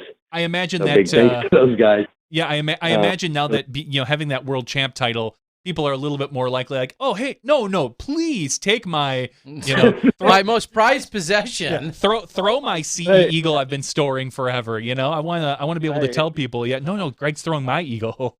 So that's awesome. Yeah. Well, oh no, it's like the opposite. This guy's like, yeah, I found this at a garage sale for $1. It's like this crazy green aqua 10 time. Like, thing's sick. I was like, really? Like, yeah, you can have it. I'm like, please. Glad you only spent $1 on that because like a $50 disc. But well, I've probably got. In all honesty, I've got maybe a dozen like nice old ones, and they're not all the same or anything. Like I got a couple old orange ones and a peach one. Those champion editions, like the red one I have. Got a few 11 times, couple nice old 10 times. And a few of them are used, so not a giant stock. So it's something that I've definitely thought about is getting the Eagle to a nice feeling Eagle to put out to the people. It's a great disc. It's super ubiquitous. You can do anything with it. You can throw hyzer, turn it over, just whatever. Somewhere in my stash, way back in the day, I know I've got a stack still of original DX first run Eagles. Those were kind of a big deal. I remember when they came out, I was super attached to a purple one. What's that? He said, you need to call me. There you go. Look, he just throws a 10 time right in front of my face. Yeah. Look, if you're getting, let me know, Terry. If you got some of those old DX, those are great for the rainy rounds. Okay. Well, in 1999, I was leading the KC Wide Open, beating Kenny, beating Barry, all those It was like one boys. round. No, it was the first hole. I used hole 17 at Swope with a DX Eagle. I was like, oh yeah, I'm leading this tournament. But that's where it ended.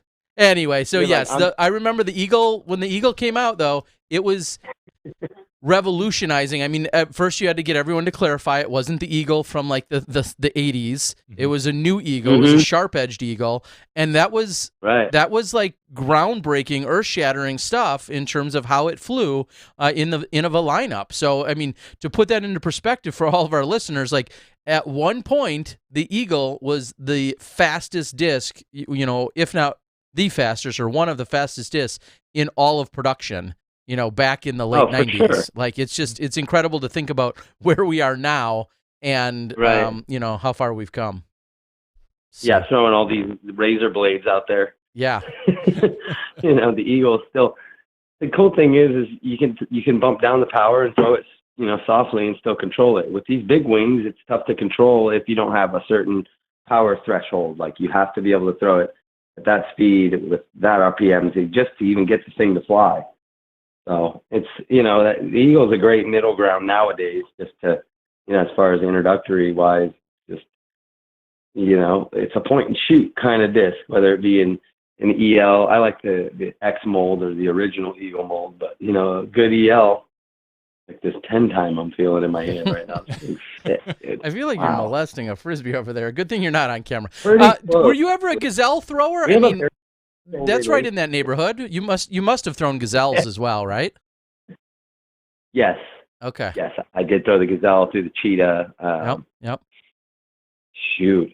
Yeah, I had a 7-time gazelle. I played at Masters Cup in 2000. That thing was money. 150, 7-time gazelle. Bring it. I was serious at that tournament. I'm like, I'm pivoting this thing everywhere. I remember by the end of the tournament, it was like flipping over way more than it was at the start of the tournament.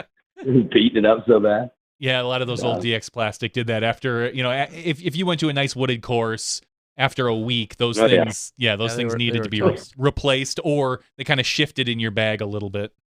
So how does Greg Barsby, after this, you know, you immediately head to this NT, you said, you know, you maybe weren't quite all dialed in just yet, but how do you go ahead and close out this season knowing you've got the USDGC, you've got the Hall of Fame Classic, you've got the Disc Golf Pro Tour Championships? How do you mentally, you know, keep yourself amped up for those, at least those 3 big events? Plus there's probably more, but those 3 are all in the next, you know, 60 days. 40 days. Yeah. You know, that's a really good question. This past weekend and then this upcoming weekend where we're playing in New Jersey are not necessarily filler events, but they fill the time on the calendar as far as geographically. We're going to be staying with the TD Adam up in Jersey this weekend. I heard the course is really nice and should be a great week. But this is another good opportunity for me to just go out and, you know, rework my game and kind of get back into the zone of, you know, playing just my style of golf and playing a game plan, trying to set out how I want to go and conquer the course. And I think that's the most important thing when it comes to the tournaments, is finding your way to conquer the course. So that being said, I'll take a week off before the Open and get down to Rock Hill and start to pick apart Winthrop again. Last year I had a really good run. I got 4th place at that tournament. So I'm looking forward to another awesome week down there for sure. And hopefully, you know, if things go my way, I'll have a run at the title. Awesome. My game fits in there really well. So if I'm throwing well and executing at a high level, I think anything's possible. And it's a great tournament because it really, really puts you on the, you know, on the hot seat. Like, you got to throw some shots out there, and there's danger. So lately, I've been doing good in those situations. Well, and speaking of the hot seat, I immediately think of one of the things we typically have seen, and I assume they're going to continue with the tradition, is we usually see the previous year's USDGC winner along with the World's winner. Usually maybe with an AM Worlds winner and then maybe one other regular, you know, some other clear distinction during that first round, that opening round at the USDGC, whether it's at noon or 12:04, 12:08, whatever the time is. I'm going to assume, you also being an Innova guy, so on and so forth, I'm going to assume we're going to be seeing you during that first day at roughly that 12 o'clock tee off, and probably with a fellow four-hander in Sexton. So be able to attack the course. Yeah. And read off of him the very first round. It gets me excited just thinking about it. It gives me even more juice to keep it moving forward and go out and play my best game and really dial in my putting. I feel like, the sky's really the limit if I'm putting well. I can go extremely low right now. It all comes down to individual shot making and getting opportunities and then capitalizing if you get the putter rolling. So that's really all I can do, is just try to go and enjoy the time and that I get on the course and get into my game, really just get stoked on playing and how I'm playing it. I know things, will inevitably, something will throw you off course on that track in particular. So I'm prepared for that. And, as far as, emotionally just staying within myself, not trying to do anything that I don't need to, or that's maybe too big of a risk, and stay away from the fight or flight mechanism. Just kind of stay in that pocket. Just keep throwing the shots and playing them where you want to, point and shoot, make some putts, make another one, make a real big one. Make a really big one when people are like, oh, he just messed that shot up. Then make that putt. Exactly. Oh, you thought you were I was gonna lose a stroke here? Not today. Right. I got this. Hold my beer. I got this.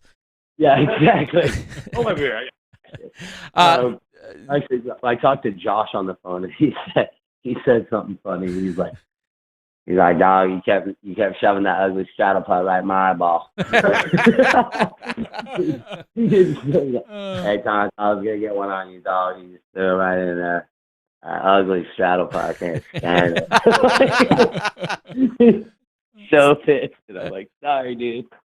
Is there any irony in him saying your straddle putt is ugly, but then seeing such a unique and awkward both run up and putting stance out of him? Is there any irony in that? All I can say is we do it different in NorCal, bro. There you go. It's a good way to put it. Do it different up there. Yeah, it's always classic. He's so clutch, and I'm like, boy, if I was putting like Josh, this thing wouldn't have even been the contest. It would have been great. I would have had a blast out there. Instead, I'm stressing out. Like, I got a 40-footer. Oh my God. Yeah, I mean the way he gets dialed in, certainly. If his driving's on point, you assume his putting's going to be. It's a matter of if his driving is on point. So, all right, Greg. Well, we're going to start to wrap it up, but of course, we want to give you the opportunity. Open mic. Tell whether it's a story or some thanks or whatever it is. Any people you need to recognize, shout out, sponsors, all that stuff. Let everyone know what you're thinking. Yeah, cool. Thanks. I mean, there's so many people to thank. The list is endless in the space and time that I've been doing this. So, big thanks to everybody that's helped me along the way, that's put me up at their house, or, hooked me up with a meal, bought me a beer. I've had great times with. Big shout out to the guys I stayed up there in Vermont with, and all the people that came out to support that event. I really was feeling the love big time. It was such an amazing experience that I'll never, ever forget, and always be able to cherish, and just being able to be in that moment and really make the moment and maximize it was a real blessing and a real honor.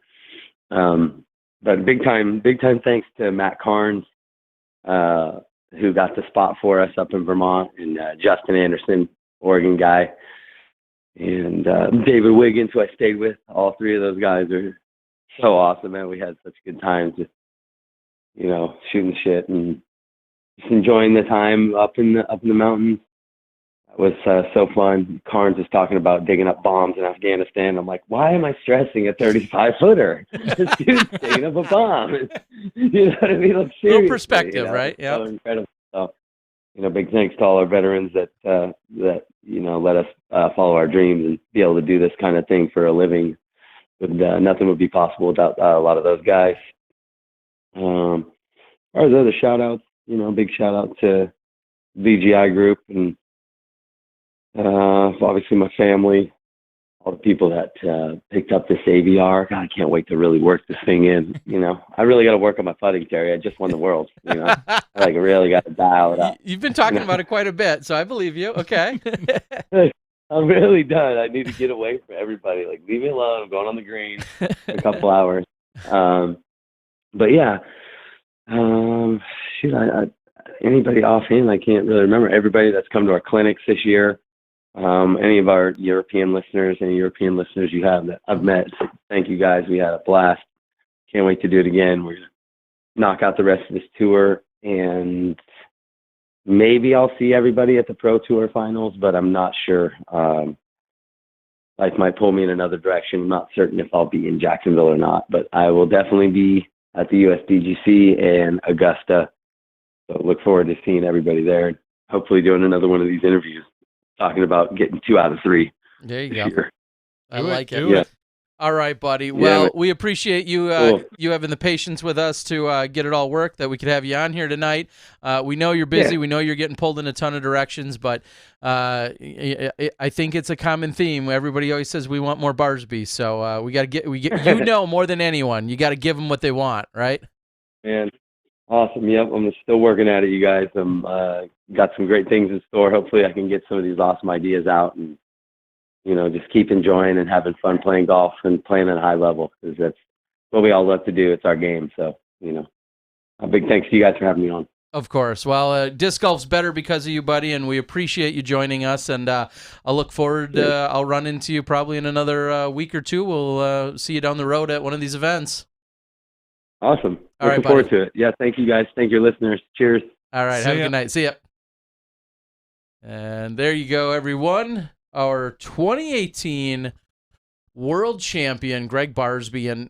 And as I mentioned earlier and gave him a little bit of a hard time, to have a new name for the first time. I mean, it's been so Paul, obviously, for 4 and Ricky for 2. It's been Paul or Ricky.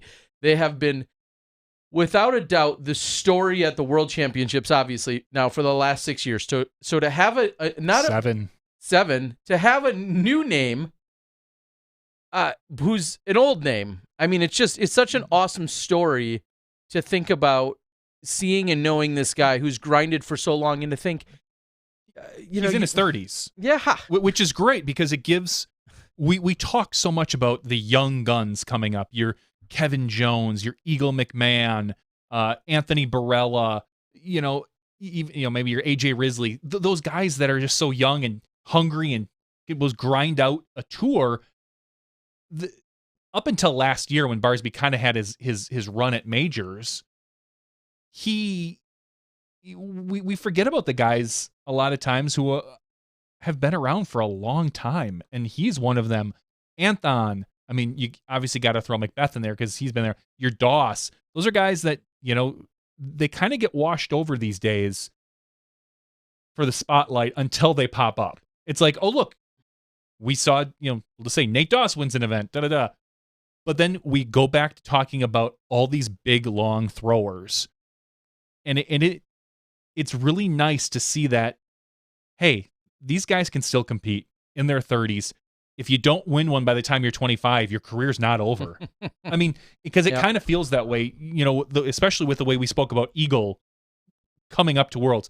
He's the favorite. He's got these NTs under his belt. And then, it was such a disappointment that he didn't play well and this and that.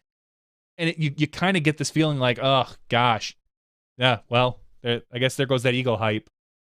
Eagle's got 15 more years of playing in the open division. It is an amazing, or God, 20 almost. You can win at this sport at almost any age.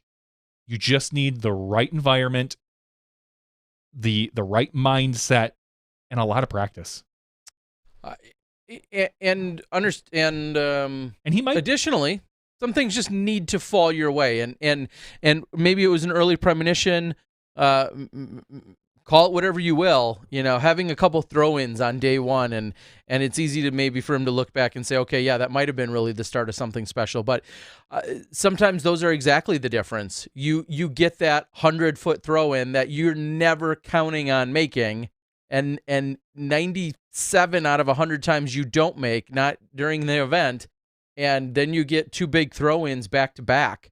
And, that momentum, that mentality, that mindset, all of those things can start to snowball in a really good direction for you. And we know Gregg's got that experience. So to see him harness that and then maintain it and contain it is just an awesome story within our sport. And there's a good chance that he's the last world champion that you can look back on and say, I beat at one point. Shut up. Maybe. Until Johnny McRae, he could still be. I once bested him at a Worlds, but who's counting? You. Me.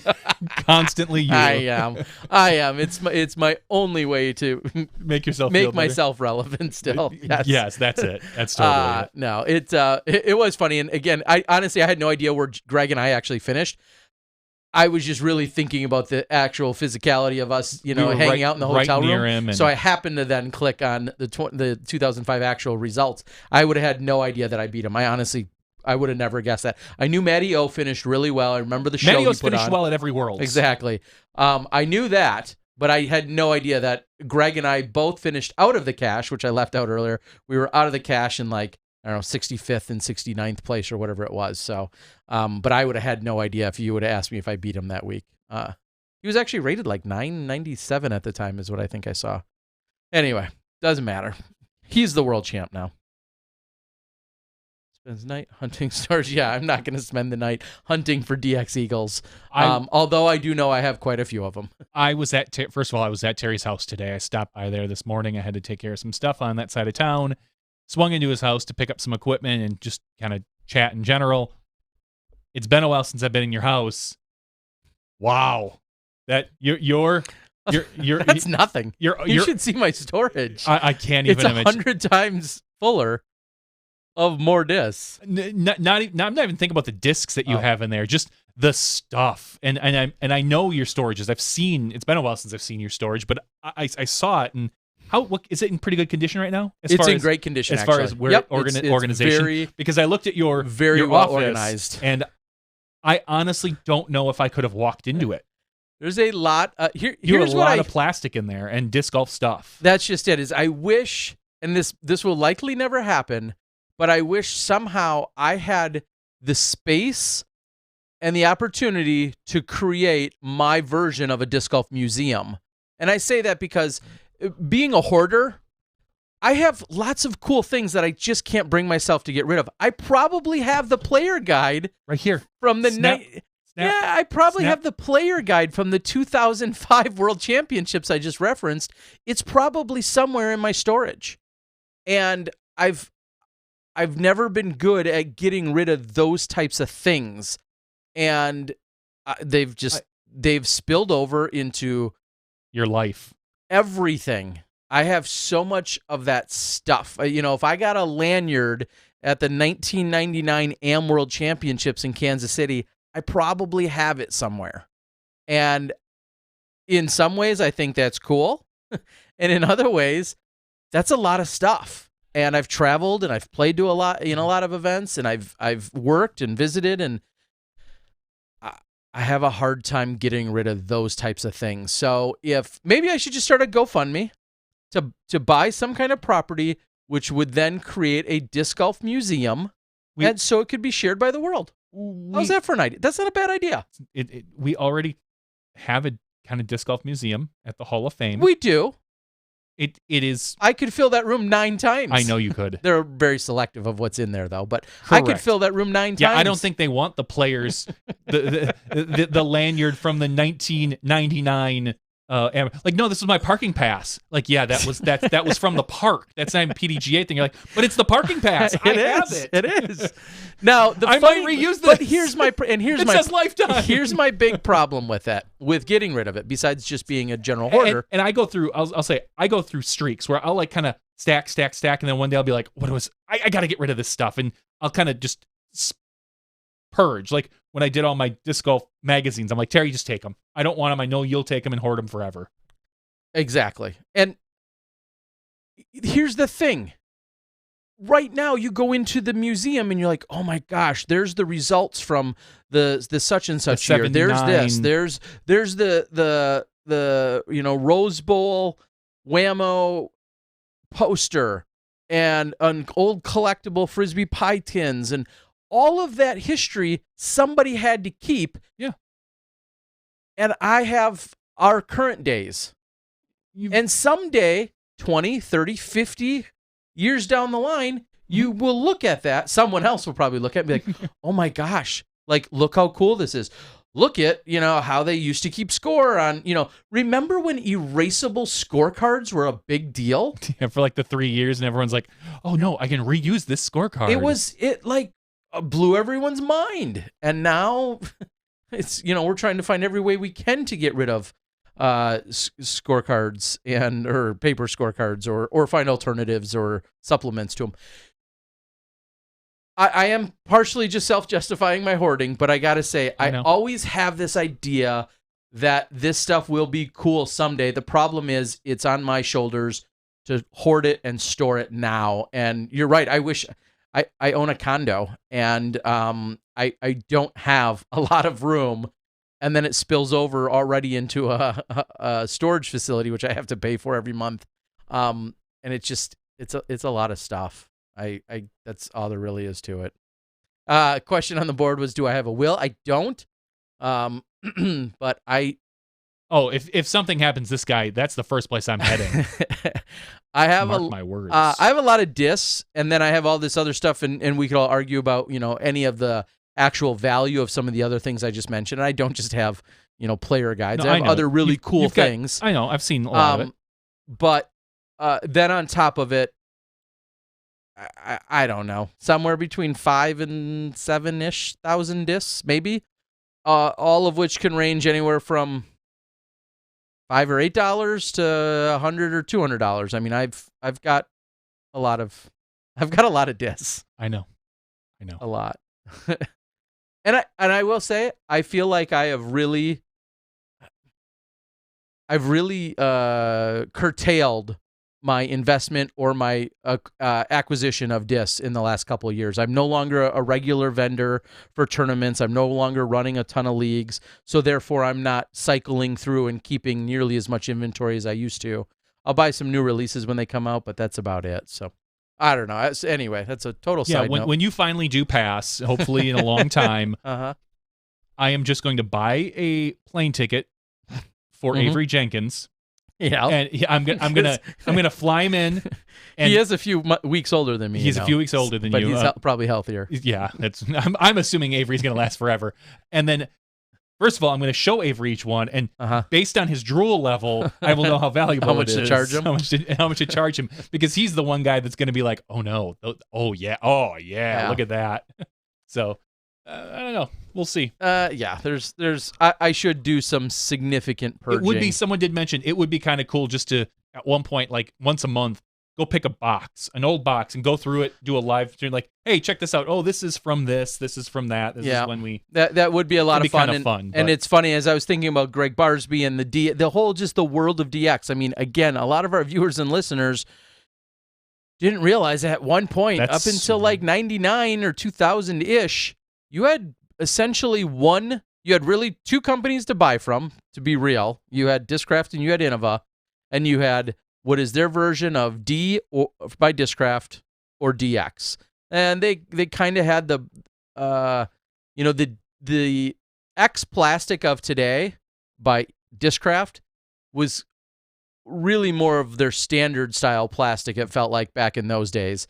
Like what they consider D now was not necessarily what I feel like was the original plastic. Agreed. It was more of their X style plastic, and those, yeah. Anyway, all right. So yeah, someday we'll have a. Yes, I know Lightning existed. One of my first ever discs was a Lightning disc. I got all that, and people, I will say, and I know the board's lighting up with all sorts of suggestions. The thing is, with part of being a hoarder, I'm in no hurry to get rid of any of it. And I'll say, and I know I could sell it. I see words coming up on our board about people rattling off discs. The answer is yes. Whatever it is, the odds are he has at least a handful. I'd say at least 5 of them. Like someone said, "Oh, Anthon destroyers." Yeah, you got a bunch of them. Like, Yeah, I do. You know, those are really expensive. exactly. Like some first run buzzes. Terry's like, I'm sure I got a handful, a stack of them. A couple dozen. Yeah. Original first run buzzes. And if you needed a 10-year bar stamp buzz when they redid them, I might have 45 to 55 of those left. Really, that many? Oh yeah. I always buy with the intention of selling, and then you don't. And then it gets put in a box and it sits there. So that is how collecting goes for me. Mm-hmm. Yeah, collecting. When Terry says collecting, and I swear to God, I've had this conversation 100 times with him. He's going to buy them and he's going to be like, I'm going to sell all but about 5 of them. I'm going to keep 5 to 10 for myself. And I'm like, sure you are. And then they vanish. And somehow they get put to storage and we never see them again. And you think, like, did you really sell like 30 of them? He sold like 3. Mm-hmm. The rest of them went into storage and he's going to forget about them. And one day he's going to be going through a box like, oh, I forgot I had these. Oh my gosh, I have an entire box of first run, proto star stamped, Echo green, or Star Excaliburs. Oh, David Wiggins is paying $50 to $75 a piece for these, and I have a box of 24 of them right here. And you still won't do anything. And you'll just be like, oh, Wiggins would love this. And you'd put it back in your box. And you might tell Wiggins at one point, I ran into a stack of them, and he'd be like, oh, cool. We should get together and talk about that. And you're like, yeah, maybe we should. And then you stop returning calls from David Wiggins because I might have even sold or brought one to him once. Max, our lefty buddy, Max Nichols, always hounds me for a particular big bead AVR, of which I had a small run of. And every single time I see him all around the country, he's like, Did you bring some? No, I didn't go find that box yet. And I'll say this. Most of what your inventory involves are Innova and Discraft. Yeah, that was my your upbringing. Your high point, your heyday. You don't have so much of like, oh, you have early DD discs. Not too many. No, and it just, again, that's when my focus just began to shift to other aspects. into media, into other things. So buying, selling, and wholesaling, running tournaments, all of that stuff. That focus definitely shifted away in the last 8 to 10 years. So that's where, outside of a few of the staples, I really got away from, diving into all the companies, getting all of the originals. Wow. Ray Gruber says he sold 5 Antons for $2,500. That I could see that. If you had the right swirly, Anthon destroyers, absolutely. And I remember, Go ahead. All right. This is I haven't told this story too many times. Very few people know this story. The night I found out, and this isn't to start a massive, whatever. Mm-hmm. Just a little bit of the inside story was I remember hearing something of Josh's. I would just call it the situation that happened with Josh Anthon. I heard something of it that day. That night, I had a conversation with Steve Rico, who's, of course, a good mutual friend of Josh's, of mine, so on and so forth. And I knew in talking to him, I would get a little bit more of the story. I called Steve Rico. He gave me what he knew of the story. We were both in disbelief and the craziness and everything else that unfolds with that. And it was that very night I went out to the Innova Pro Shop website where you can pick up Greg Barsby's disc and all the other Tour Series players right now still. And I went out to that Pro Shop online and I ordered every last Anthon destroyer that they had on there. The night I found out about it. And I did. I'd purchased them before, but I have some with $20 stickers on them that people weren't buying. When I was vending them and selling them at tournaments, I still have some that had stickers on the bags that say $20. And somebody's like, no, thanks. Well, I bought every last one. I don't know if it was 24 or 38 of them. It was some, kind of obscure number. It was under 50, but I bought every single one of them from the Pro Shop. I got them delivered, so on and so forth. Those discs right now on any given day, and I haven't checked the Facebooks lately, but those run anywhere between, depending on how swirly and how crazy and the weight and everything else and where you're selling it, those discs individually will run anywhere between $100 and $400. Chuck Kenny says insider trading. That's exactly what I figured someone would say, and I had knowledge, I had information, and it is what it is. I mean, it was a gamble, a risk of some sort. Of course, people thought, didn't know if they would get, if any discs that remained, if they would ever come out again. If no one knew that, he would be gone for a few years, come back, eventually be with Innova again. I mean, there was a million unknowns, and I took the chance on, well, I'm a buyer, seller, collector, whatever, and I bought every single last one of them, and I still have them in the box that they came in, and I still have them somewhere locked away under lots of keys. And Lots locks. of keys. So, interesting story, good, bad, indifferent, make of it what you will, but those are some of the weird or unique situations behind so many of the discs that I have. And Matt Pitke says, and in time they won't be worth anything again. Quite possibly. Yeah, Exactly. That's the risk of being a collector. Yep. We've seen it with USDGC rocks, where it's like they are the hottest thing I in the had world. one that sold for $900, and I held on to it and didn't sell it. Yep. And I don't think I could get $300 for it right now. Yeah. But at one point, I had one of 14 that existed. 2 of them were sold. One sold for like $825 on eBay. The other sold for like $925 by people I know. I had one as well, and I chose to hang on to it, and I didn't sell it. And it's definitely not worth $900 right now. Mm-hmm. Well, unless 2 of you want to bid it up. We'll start the bidding at $800. So good luck with that. It is what it is. So anyway, one disc, Terry, that you couldn't sell?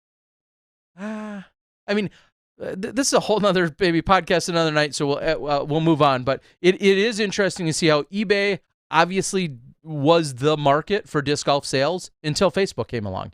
And then Facebook gave it a completely different angle. The groups, the marketplaces, the raffle pages, all of those The segregation revolutionized. Yeah, the individual. There's a page there's eventually going to be a page that's Greg Barsby World Champion such and such signature group. Yep. And only people that are buying and selling Greg Barsby Signature Series, World Champion discs, they'll be in there. Facebook has completely changed the game in terms of buying and selling discs among the people within the disc golf community. And that's going to continue, I think, to have its shifts throughout the years on various platforms in different ways. Do you remember Discaroo? Yep, I do remember. Oh, is that out there? Yeah. Look at that. That's so funny. Somebody just said Disc Golf that. Nerd just says, who remembers Discaroo? Yeah, Discaroo and Discaroo Bucks, and how'd that work out for everyone? Anyway, lots of different things. So, all right. Terry loves Facebook. Is Facebook going to go away? This is more after show talk. It is. But I don't think it'll ever go away. I mean, MySpace is still technically a thing. Sure. Well, will Facebook ever? But yes, I think at some point you're going to see. We're already seeing it with younger kids that are just not having Facebook accounts. They are. Mm-hmm. The trend right now is more towards lockdown, segregated communities. Like, hey, this is my group. These are my friends. We are on this platform, whether it's Instagram or Snapchat or, as my daughter calls it, Snappy Chatty, Mm-hmm. where it's less open to the public as opposed to a Facebook. Okay. Where it's much more of a, I know you, I'm going to friend you, and not like, hey, I ran into you at a tournament 6 years ago. We were on the card. I'm going to friend request you. I think Facebook will still have its group usage for now. I mean, I don't see that going away for things like disc collecting or whatever your media groups and things like that. But I think that your individuals are going to go more towards whatever the hot thing is. And you can make an argument, there's Snapchat, Instagram, Facebook owns Instagram, and there's all this other stuff. But technology changes, patterns change. What's cool now is not going to be cool to the next generation. They are going to avoid it. And that's just how it's going to be. It's already, you can see Facebook is, I mean, it's the land of old people. It's the land of people like us. Yeah. And where we sit and have discussions or argue about politics or or tournaments, or how much you want to buy all my discs for, step putts, or whatever you want to argue about. That's what Facebook is for. That's not what I think a lot of the kids coming up are going to be using. My kid is 9. He's 9 now. Gosh, almost. He's 9 years old. He has zero interest in that stuff. Sure. And like none. He doesn't even, I don't think he cares. I mean, he's not much of a social media person at all yet, but I mean, your daughters are way more connected probably than my son. And do they have any interest in Facebook or? Facebook, not as much, but definitely Instagram and Snapchat. Exactly. Yeah. So it's a totally different avenue that I think we're going to see. I don't think, like I said, you're not going to see Facebook die. It's a billion-dollar company, multi-billion-dollar company, and they will find a way to reinvent themselves. But it's a really interesting thing that we are seeing right now, where I think we're getting into an area of what we kind of saw in the 50s with AT&T and being so consolidated. I see the same thing happening with major tech companies, with Google, Amazon, and Facebook. And it's we thought the same thing about Microsoft, and then they're still hugely prevalent in personal computers and businesses, but a lot of people are going to Macs now, or phones, not even having, or tablets, not even having a computer. It's a really interesting thing, and we're going to see a lot of change in the next 10 to 15 years. That's our tech talk. Tech talk. Tech talk with Johnny and Terry. We'll have more tech talk a little bit later. All right, guys. Well, I think we can call it. We've got some random after show fodder and things we can discuss there. In terms of disc golf, I think we've exhausted everything that we need to, unless there's something I'm not. I'm sorry for the kind of the random offshoot into discs and collecting and whatnot, but people were very into it. It's again, maybe on another time, another day, we can talk about some other things. Or like you said, it would be kind of funny to show up or have my own separate little piece or whatever, but show up with just one random box that I grab out of storage, because some of you may be shocked by this, but most of you won't be. There's very little organization to my disc collection. I may have a bin of 36 discs, and I could tell you probably where like 34 of them came from and the story behind it, whether it's collectible or whether it was thrown or whether it was left behind at a tournament I ran 15 years ago. I could probably tell you something about every single one of those discs, whether it was just a stock disc that I thought might, be worth more later. But but there's very little organization to them in that sense. And I kind of purposely, and you hit on it earlier, I kind of purposely like it that way, because I love grabbing a random bin and then going through, oh, here's some DX, here's something I threw in 1997, here's some other stuff. Oh, wow, sweet. Here's 4 Anthon Destroyers that I shoved in this bin. And it's kind of like finding a $100 bill in your pocket. And when I do that, I usually put it right back in my pocket and find it again on another day to have that excitement. Swear on God's green earth this is true. I lived with Terry for a year or two, and you would go through a book on his shelf, just paging through a book, and there'd be a $20 bill in the middle of a book. Yeah. And I'd be like, oh, Terry, there's a $20 bill in here. And he'd be like, yeah, leave that in there. Like, I'll find it later. I'll forget about it and then find it later. And it'll make me happy again. It'll make him happy. And I'm like, and we're like poor college kids. I'm like, that's $20, dude. Yeah. And he's like, yeah, I'm good. It's fine. It's great. And put it back, and it would go in there, and it would forever to be forgotten. And I'd be willing to bet if you go into Terry's house someday, you could page through a book. I know there's a couple of books that have money in them. That have money in them. Like, it just blows my mind. It's silly.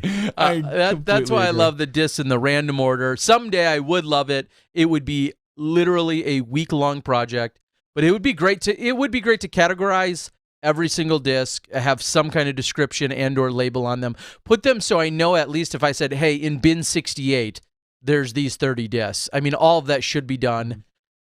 It just give me that kind of time, which I'll never have. So that's where they'll go to die. Yeah. Anyway, all right, guys, we appreciate it. We want to appreciate and thank again Greg Barsby, who was able to ultimately make things happen. Of course, thanks to Johnny V for some quick thinking and some tech on his feet in order to make that happen. Sounded like the audio struggled a little bit there. I think that was more on his phone. Yeah, reception. But we were glad to make it happen so everybody could hear from Champ Barsby.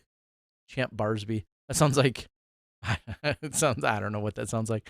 But it was great to have him, and looking forward to catching up with him more to see how this year as the world champion goes. And, one question I didn't get to because we kept it a little bit short tonight was, how does he feel about Eureka? How does he feel about where he'll have to go defend that title? And I think that's a really legitimate question, and it's a long way off. But how do you, have you thought about, when I go to this, he's talking about how much he enjoyed the mountains in Vermont. Very, very different feel when you're in Peoria as opposed to the mountains of Vermont. And just, no offense to him, but just based on what we know now, he's not going to be the favorite to repeat. Based on the length of the course and history of him playing there and things like that, it's not his style. It's not, it's longer. We're going to be again looking at more like, you're Eagle and Wysocki and Macbeth and Anthon. Yeah. So, but things change. Anything could happen. He could be 1060 rated by next year this time. Could happen. He's got himself a Barsby putter now. Nothing makes you happier. All you need is a Barsby putter. All right, ladies and gentlemen, we're going to call it. We'll stick around for the after show. We've got some giveaways for one or two of our very special and most favorite Patreon supporters. We appreciate all the support. We appreciate all the super chats tonight. Thank you for joining us. Johnny V, Terry Miller, the Disc Golf Guy, your champ, Greg Barsby. That's episode 213. We'll see you in the after show when you step inside the Smashbox. Thank you to our $2 and above patrons. Your name is listed below in the credits. If you are interested in being listed as a producer in the SmashBoxxTV credits and supporting this and other fine podcasts, please visit patreon.com/SmashBoxxTV.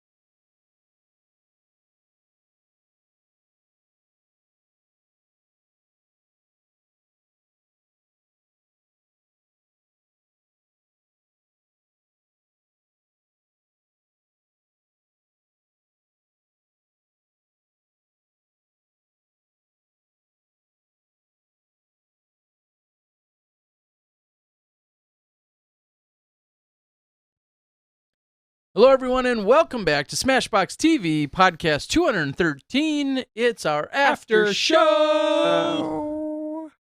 213. 213. Now, is that a date? Is that a time? 213. Is that a biblical verse?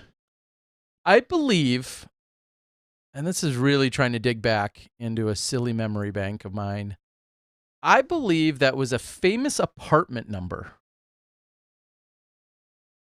I know 227 in Jack A. Yeah, there's no place like home.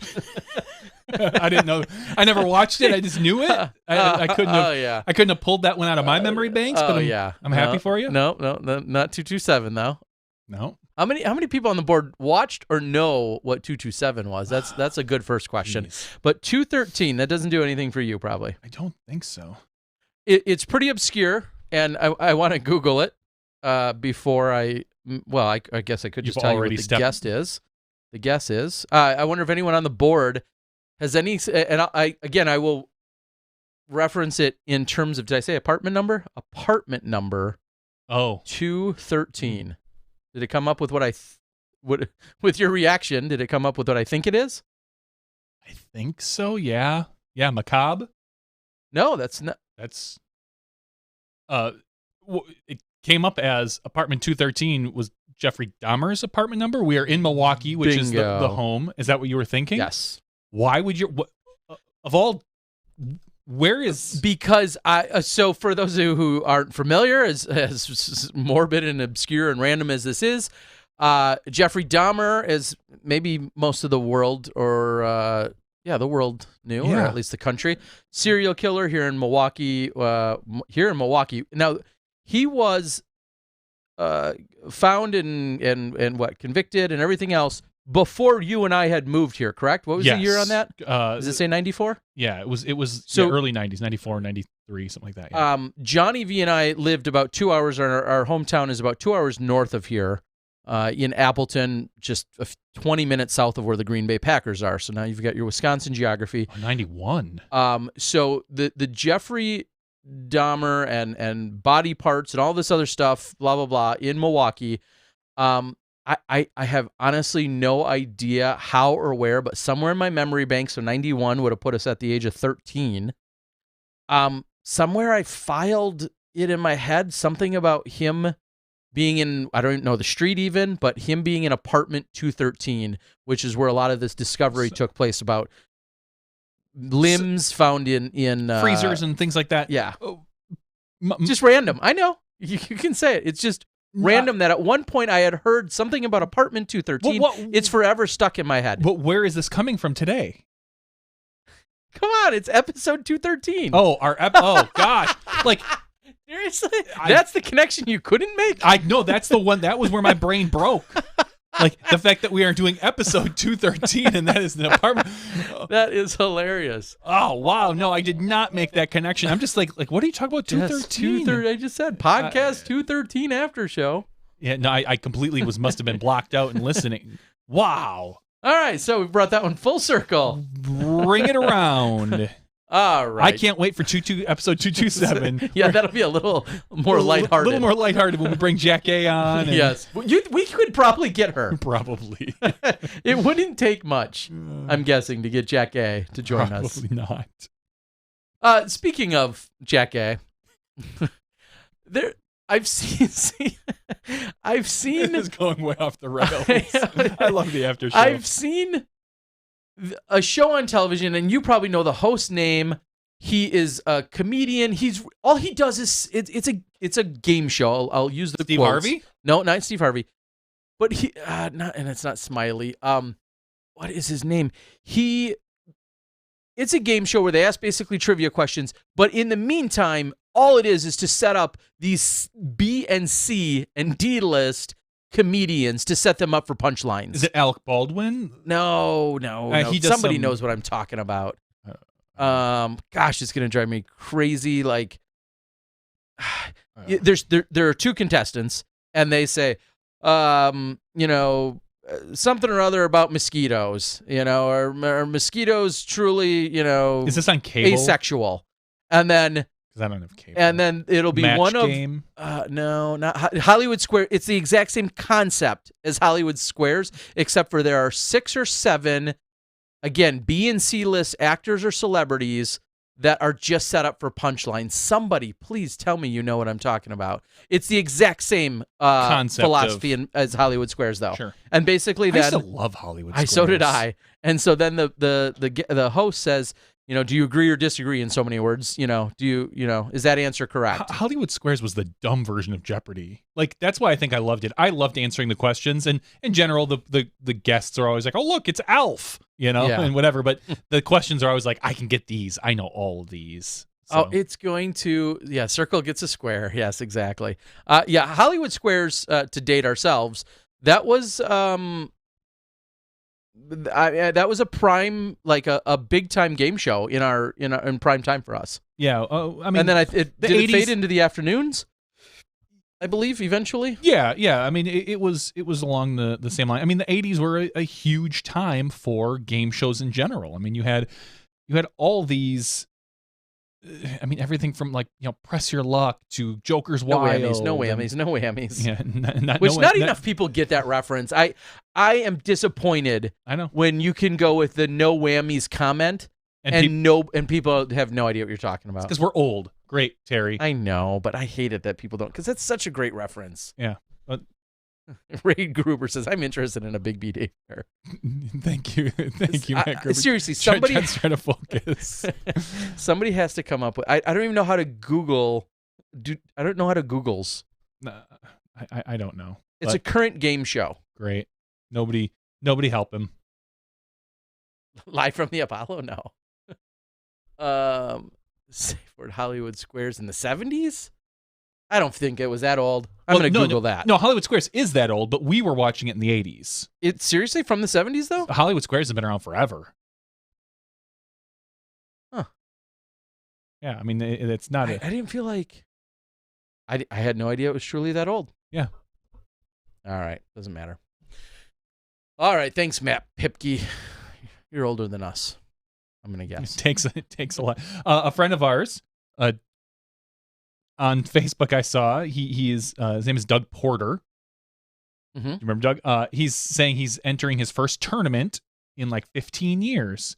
And he's like, I am by far the lowest PDGA number on the list because he's kind of, his focus has moved from disc golf into rugby. Mm-hmm. And him and I have had a little bit of conversations back and forth with the fantasy disc golf and live streaming and talking about local rugby and stuff like that. I had know nothing about rugby. But so now he's playing a tournament for whatever is the first time in many, many years. And I got a chuckle out of he's like, yeah, my PDGA number is super low. So just old school kind of thing here. Yeah, no, it's interesting to see, and you and I are kind of in those categories too. If we are to play in an event, there was an event that took place not too long ago, and I was looking like if I were to compete, well, I think about Nantucket, for instance, which obviously has a really stacked field with so many of our top players. And in the open division, I'm just going off the top of my head, I feel like the one person that would have been lower than me was Steve Brinster. Mm-hmm. He's like 106.28. Which is like roughly 100 lower than mine. And you've always got Simon, who kind of is cheating, but yeah, he's got the 8,000 number. One of those. Real quick, speaking of game shows, what would you say is, I don't know if I want to say your favorite or your most memorable game show back roughly from game show days when you watched them as a kid? I mean, it's hard not to go with Price is Right. Okay. Because it was, everybody loved The Price is Right. And Bob Barker was just, so cool. It was, it had every type of game. You could guess the price of soap.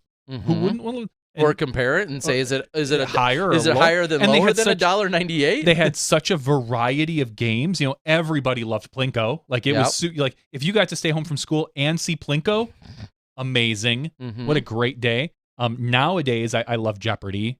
I like sitting there because I can sit and watch it with my kid. And oh my gosh, I was so impressed. It was a couple months. It was like maybe 2 months ago. We were sitting down and one of the categories was like Greek mythology. And for the most part, I think out of the 5 or 6, my kid rattled off 4 of them because he's been reading this book and he's really into it lately. And he did the whole Percy Jackson thing. And he got them faster than anyone was buzzing in. And I had no clue. And I remember him just saying something like, like so-and-so, he's like, Aries. It's like, what the, like, no, like you can't be beating me at this already. That's funny. So I got a good kick out of that. But I always gotta love Price is Right. I didn't mind Let's Make a Deal. See, that was always fun. The Press Your Luck was always fun. Press but Your Luck was a good one. I did like $100,000 Pyramid. That was always good because it was so hard to play along because the answers are right down there, so you'd have to cover up like the bottom of your TV and try to guess along with it. You put a piece of paper on your TV or something. I didn't go that far. It's hard not to see it, so you gotta kind of cover it up. Okay. Quick, very important update. Legends of the Hidden Temple was good, but that's a little past our time. Funny you should ask. That's the game show that I'm thinking of. There they are, the 6 B or C list comedians. John Lovitz? Yep, John Lovitz. There's Jack A right there in this example, I think. See? That was a pretty good call by me. I don't. Is that not Tommy Donaldson or Davidson? I don't know. Anyway, yeah. Now I got to Google. Well, the funny thing is, so here's a good question out on the board. We're talking about game shows, and it just so happens one of the podcasts I was listening to, they were talking about game shows. Alex Trebek is retiring apparently in the year 2020. So he's got 2 more years left in him. Jeez. Who is going to be a good replacement for Alex Trebek? Because Bob Barker was replaced by Drew Carey. Okay. How do you feel like that's gone? I mean, those are much huge better now. Shoes to fill. Much better. I think that first year it was kind of rough.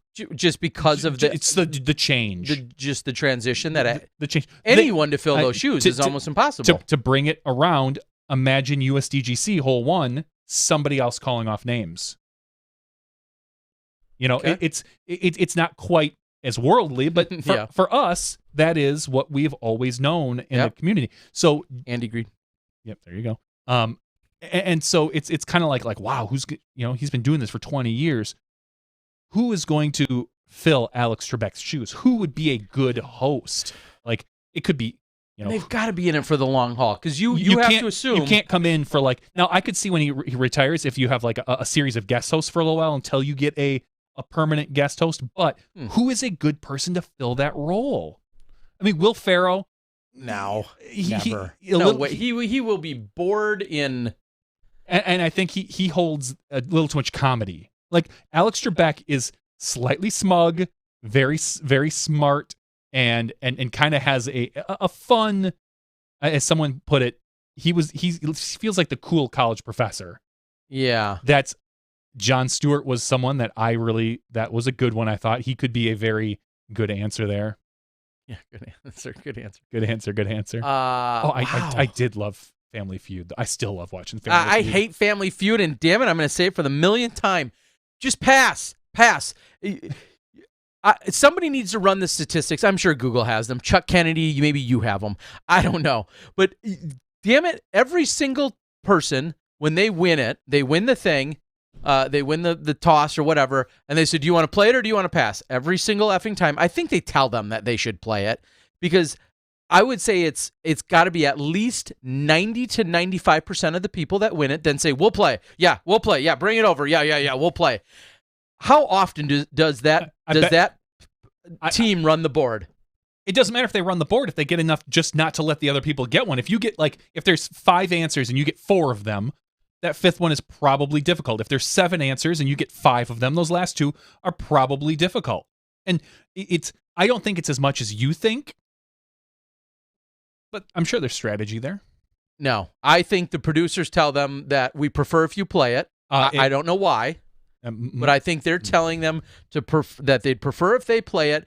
And I would love to know the statistics. Somebody's keeping them somewhere about the team that then plays it never gets the board. Never. Mm-hmm. Almost never. And it drives me crazy because it's almost redundant for them to even say, you're going to pass, you're going to play. Oh, yeah, we're going to play. Of course you're going to play it. And guess what? You're not going to get them. I hate it. Pass it. I don't know. But Maker's Telemark, remote control on MTV. Remember that one? Singled Out. Singled Out was big when we were in college. Yep. There was a play on it in our college. I'm sure it wasn't every college practically. Well, yeah, at the time, but yeah.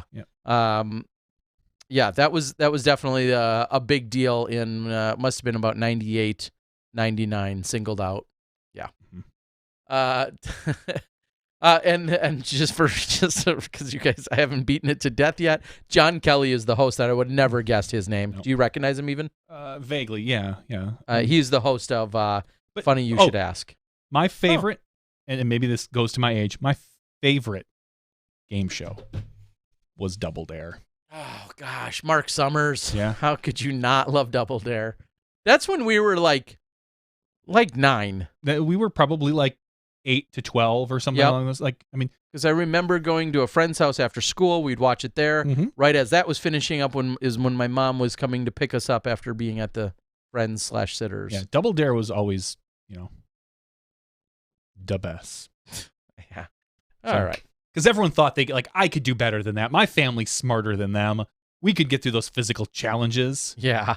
So It's funny What because about Name That Tune? Speaking of getting through there, I did like Name That Tune. It was a little unfortunately old it was for old us. for us. So like I felt even more accomplished when I would nail it, and you'd be like, oh, I know that one. That's Star Spangled Banner or whatever. I don't consider. I mean, is American Gladiators considered a game show? I guess it is. I mean, is American Ninja Warrior a game show? Is it more of like a challenge, like a physical challenge? Yeah, American Gladiators, that was always, for us, I believe, that was always Saturday nights. Or Saturday morning sometimes. Really? I feel like that would have been later, maybe in syndication or something. But Saturday nights, I thought I remember that coming on. Yeah. All right. Nickelodeon game shows. Well, you can't do that on television, but that wasn't a game show. That was like a little that's like improv, like a skit show. Yeah, skit show. What Card Sharks was fun. What was the line? I don't know. Is that what you got? Correct, slimed? and then you got slimed, and Nickelodeon still slimes you for that. Of course they do. Like if you are, I saw a couple months ago they had the Nickelodeon Awards, and somebody said I don't know on stage, and they got slimed with their award. Like it's one of those little things that Nickelodeon has maintained all these years. That's pretty impressive.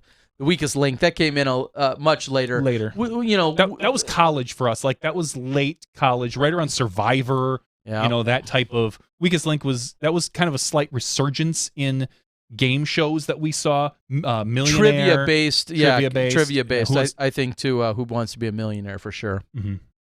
Yeah, interesting. Yep. And then they died off. And actually, now game shows are coming back again.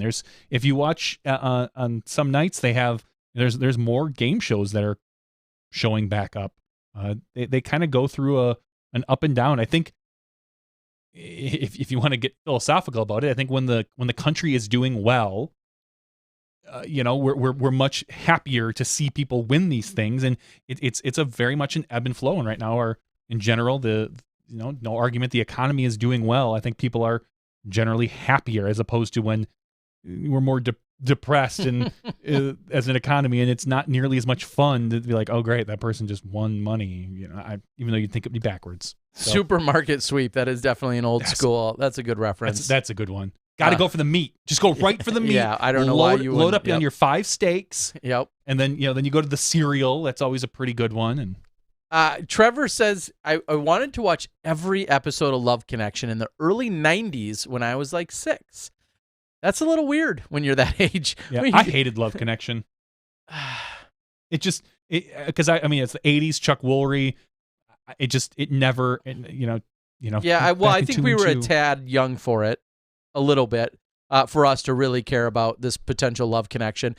What I did like, and it was more of a daytime game show, I believe. Chuck Woolery, along with just flat out, what was that? Scrabble? Was it just called Scrabble? Just called Scrabble. Wow. Yeah, I mean, obviously I knew that. I remember that being the premise. I really liked that because I loved it when they dropped in the thing and it went and it was a blocker or whatever they called it.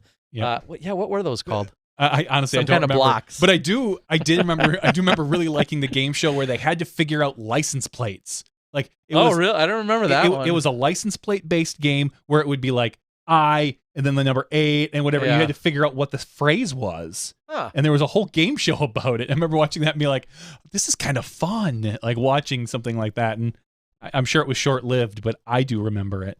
I do not remember that one at all. So back to your original question, or one of them, which was who could replace or who will replace? Now, there has to be some speculation, or is there not yet? As far as I know, I know you're just guessing. No speculation. I'm just thinking of like, do they go with like a name? A name like like what Drew Carey had his own television show. Sure. Do you go with someone who has some cachet, or do you bring up somebody maybe who has a podcast right now because they're hot, and someone who has someone maybe from This American Life or something like that. So I don't know. It's an interesting thing because you have to figure that's probably a pretty coveted job. It's got to be because you do it like 1 day or 2 days a week, and then could you and it's got a couple $1 million a year. You should Google what do you think he makes on Jeopardy? Yeah, I would guess $3 to $4 million a year. I bet you it's at least 10. At least. So? I mean, he is He is Jeopardy, right? One would think right now. I mean, was there a host before him? Did the game show exist? Is that a dumb question? Yeah, no, there was a game show host because he was in the mid-'80s. Is that his worth or is that his salary? It says his salary. Damn, did I nail annual it? salary of $10 million. Damn. Yeah. What is $10 million for the win, T-Dog? Yeah. Yeah. Huh. And that might be just a guess on this. Vanna for flipping numbers is $8 million. Oh yeah, then there's the old school classic in Wheel of Fortune. Yeah. Okay. Pat Sajak is getting 15. Okay. Gosh. I mean, hey. I just so who was before Trebek? I don't know, maybe Merv Griffin? I honestly, I don't know, because Jeopardy went away for a few years and it came back in like the early 80s. Holy cow, Alex is does that say 78? 78. He wants to retire when he's 80. Jeez. He's looking great for 78. He sure does. Why aren't you retired? You're making $10 million a year. You're making $10 million. Why would you retire? Because you only have a few years left to live. So you gotta go spend it. Damn it! I don't know. Maybe not. He loves what he does, and I think that's great. But if you're saying, okay, well, you're making $10 million and you're 60, like, gosh, how many more years should I ride it? He probably works 1 or 2 days a week. What does he care? Still. Oh, wow. That is incredible. 78 years old. Oh, it was Art Fleming up until 79. And then it's been Alex. And then they went off the air for 5 years, and Trebek has been doing it since 84. So 84, and he'll retire in 2 years in 2020. So what is that, 26 years, if we do some math? Sure. Blake Novell says, hey, Johnny and Terry, or Terry and Johnny, what's going on? We're open for any suggestions. We are just literally talking game shows tonight. That's welcome to the after show. What a random side topic here on game shows. Yes, Disc Golf Nerd says, I'm with Terry. If I made $10 million a year, I'd work for like 3-year tops. No, again, if you're 50 and you're making $10 million and you're loving life, living large, all that stuff, and you said, hey, I'm going to put in another 10 years, all that stuff. I get all that. I'm not suggesting like that's a pinnacle and then you need to just call it quits. But he's 78. He literally could die any day now. God, please no! Don't put the jinx on Alex Trebek. From one host to another. No, I'm just saying he could. Like, he is definitely rounding into that time frame. I could die tomorrow too. I get it, but he is in that time frame, and I just think, okay, maybe time to, I don't know. Let somebody else make that. Now the thing is, I'm sure the next host isn't going to make $10 million. No, a year. I don't. They shouldn't. They should. Alex Trebek is that show.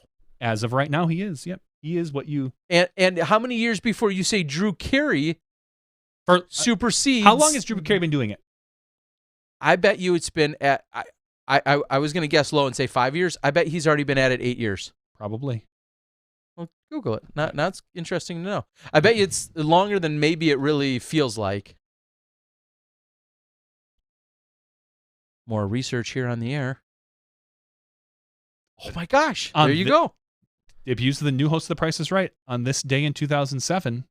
Was it today? No, I don't think so. I was going to say that would be. What else did we just look up one time and it was on this very day? Wasn't it something else pretty obscure a few weeks ago? I feel like it was. So 2007. So 11 years. Yeah, and I said 8, thinking that maybe it wasn't quite that many, but it's already been 11. He taped his first episode on October 15th, 2007. Okay, nearing his 11th year. All right, Drew Carey. All he does is read clues. Knowing all the answers has kept Alex young. He knows the secret to life. I think Price is Right just turned 60. Big germ for the new host now. Doogie Howser can fill in for Alex. I was thinking actually. Neil Patrick Harris. He did some Kids Genius show that we watched a couple episodes of, and it was pretty cool. And I think he could be a really good host as well. Otherwise, I mean, being what it is today, I know there's obviously always a big push for diversity. Mm-hmm. I could see someone like Blossom. Because Big Bang Theory's ending after this year, I think. She's going to need something to do. She's very smart. Or she's really she's like a brain surgeon smart, right? Yeah, or Winnie Cooper. Danica, Not Patrick. Danica McKellen, I think. I don't know her last name. Okay. But yeah, one of those two I think could be like, those are some really smart people. I mean, and just thinking like, there's always a push for difference, diversity, not having your typical old white guy, just like for late night talk show hosts. I'm sure there's the same push for game show hosts. And you don't see a lot of women game show hosts. That's very true. Jeopardy, I think, would be good. And having one of those two, I think, could be kind of fun and interesting. Well, and did they make a villain out of the weakest link lady? I mean, because she had this. I think because it was that way over in Britain. Okay, and so I think they brought that over. Yeah. Neil deGrasse Tyson has way more important things to be doing. I would not want him wasting even that kind of time. I don't know. He does like a podcast now. He's so much, I think, less into like really discovering things anymore and more like a public feeding into the. He's more of a machine. Public person, I think, these days. By the way, I am importing right now all the Patreon stuff, so we are kind of working on that. Johnny V for a new host. Would you a salary dump aside, you in a heartbeat? Yeah, a salary aside, would you like to host Jeopardy if they called you tomorrow? Yeah, okay. So there's a two-part question. If they called you tomorrow, would you want to host it, and would you care about the salary? I mean, you would, but I mean, is there an amount where you're like, I wouldn't consider it for under X? I wouldn't consider it for under $100,000 a year. Okay. Well, so, I guess it depends where it films. Like, there's a certain limit. Let's just say it films in. If it films in LA, you probably need at that point probably a $250,000 a year in order to live. Okay, comfortably in order to make the equivalent of what I'm making here. Sure. And my family and living in LA. There's obviously everything. So if they called you tomorrow. I mean, you're the host of this. I mean, you got your foot in the door. But if they called you tomorrow and offered you that, you would definitely go for an audition / taping. Yeah. And then if they offered you the job, you foresee there's no reason why you wouldn't take that. Correct, because I think you could still do that and do this. Like if having that film during the day, probably like I said, 1 or 2 days a week, you come in and then at night, you do some SmashBox stuff and where the real money's made. Where the real money's made. Where my passion is. Okay. Maker's Telemark. Somebody had originally a few moments ago asked, speaking of game shows, where the hell is BattleBox? And Maker's Telemark comes to it hard, saying BattleBox needs to die. It's currently shelved. It is. It's on the shelf. It's doing some pilot runs for another season, and right now it hasn't made it out of whatever they call that, sweeps week. I don't know. So yeah. I'd like to see it returned with some slight variation to it. Correct, and we could make it work. I still think. I think it could be. We a lot need of some fun. adjustments on it. There needs to be a little bit more work. It's not as easy as you think, and I would like to maybe. I would love to do it as like a monthly thing. Sure. We originally wanted to do it like, let's do it every week or every 2 weeks. And that gets to be a lot. I think every month might be fun, and it might be something we look at maybe post USDGC. That's actually coming up pretty quick. Post the tour Australian Disc Golf Championships. Yeah, the post tour PDGA or DGPT finale. But again, it's one of those things like it's fun, and I love the idea. Just a lot of work. Maker's Telemark doesn't. Was there one or two of them? Two. We did 2 of them. Yeah. Okay. I mean, it's not like we did 10 of them and they were all painful to watch. Maker's Telemark. There was only 2. I thought the first one was pretty painful. The second one was a little bit better. And again, it's about finding the right format. It's about finding the right. It needs to be more fun. And as I set up and down, it's really tough when you ask somebody, "Hey, what are you passionate about other than disc golf?" And half the pros look at you with a blank stare, and they're like, Or like my eagle? Yeah, like what? No. What do you like outside of disc golf? Like, what's something you really kind of think is cool you into? And they're like, I like music. Like, yeah, I like listening to things. Or when one of them does give you an answer, like, I really like Game of Thrones. You think, okay, cool. I'll throw some really easy Game of Thrones things at them. And then you answer like, hey, what's so-and-so's name, or how did they die? And they're like, I don't pick on Coling. I don't know. Again. Like, I mean, it's not just that, because we went with Paige and we did the Pretty Little Liars. Like, that's our favorite show. So I asked her a couple questions, and it was, which I found off the internet, because I don't watch, which is funny, my wife is actually in the middle of watching that show. I didn't watch it, and I thought, oh, look, these are pretty simple questions, and we got one hard one. It was just no good. It's because maybe they are passionate about disc golf. Like, I think I'm passionate about like 6 other things. Like, I look at it like, I really love this type of music or these movies. You could ask me anything about these movies and I would know it. Or because I tend to delve into subjects really deep when I get into them. And I think that's not, they're busy doing other things. And that's just the nature of people. So it was tougher than you expect. Yes. All right, I'm going to read a few more things from our board, which says, Ray Gruber asked, Terry, how bummed were you that you didn't get to interview Paige Bjerkes after her win? I thought maybe that would be the one time you wish you were there. Absolutely. I remember very nervously having that task, being tasked with interviewing our winners after big events. And I've been asked this before, like if I get nervous for certain things. There's a lot of things I no longer get nervous for. Opening a show, for instance. I always used to get nervous about saying the wrong name, which I'll still probably do at some point or another. Hey, welcome to the Discraft such and such, when it's not. I don't know why, but you know how nervous I got when Jeff Spring announced Paige Bjerkes' name, thinking he was going to screw it up for Paige Pierce. Just because me too. It's such That's funny. It went through my head too. Like because he gets up and he was like, and you're 2018. He kind of paused. World champion Paige, and I was thinking like, don't say Pierce, Bjerkes. I did too. That's hilarious. I did too. All I kept thinking is like, don't screw it up. Yeah. No. And those are moments that just are just so horrific. You know, when you make that simple mistake, and I feel like a lot of those I no longer get nearly as nervous that I might make. So anyway, I think I was just saying, like, I don't get nervous for a lot of those moments, and interviewing somebody right after a big win, I used to be just terrified to not screw it up, and then I got to a point where I got really comfortable with it, and I genuinely look forward to it.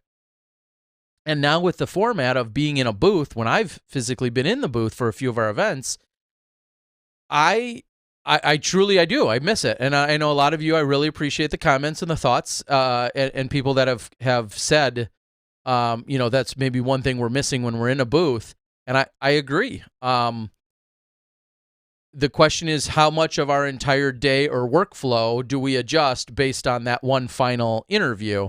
And, and this year we were blessed. We had Steve Hill, who obviously knows what he's doing, what he's talking about. He's a solid interviewer by all accounts and everything.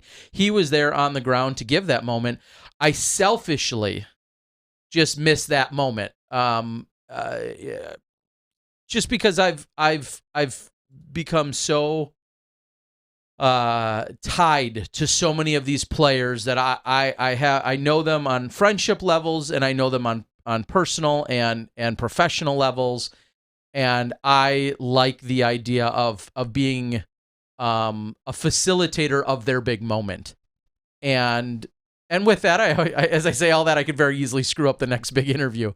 But I really do, honestly, I did miss that. I very much miss that. So if somehow that came to surface in any way, you may have read that correctly, or maybe you're just asking for yourself. But and we've talked about it. If the booth happens to be close enough where you can get to hole 17 or 18 by the time they come in, we trust Dixon that he can carry the show for a hole or two, and we can send you out there, and hopefully it works out the way it works out.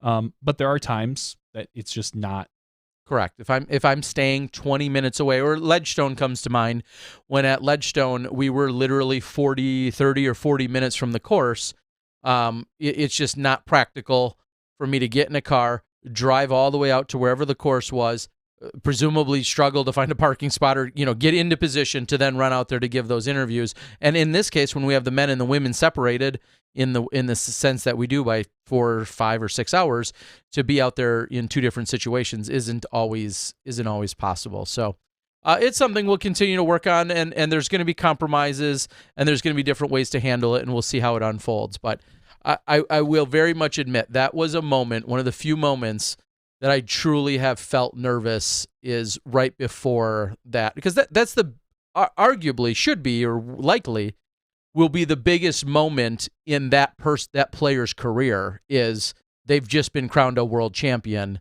Like, that's just obviously that's a big moment, and so I don't want to be any part of possibly messing that up or fumbling in any way, shape, or form. So, yeah, I'll admit I get nervous, and it's funny you say that because I was just thinking just the other day about the Paige Pierce win over Sarah Hokom, 2015, yeah, 2015, where we watched it live, where there was this big emotional deal because Paige and Sarah are such good friends at the time, and they just and Sarah having the car accident and her losing strokes because of that, and still fighting her way back to get to that final 9 and push Paige to the end, and then to have Paige not inevitably eventually win, and have Paige just so overcome with emotions, and then have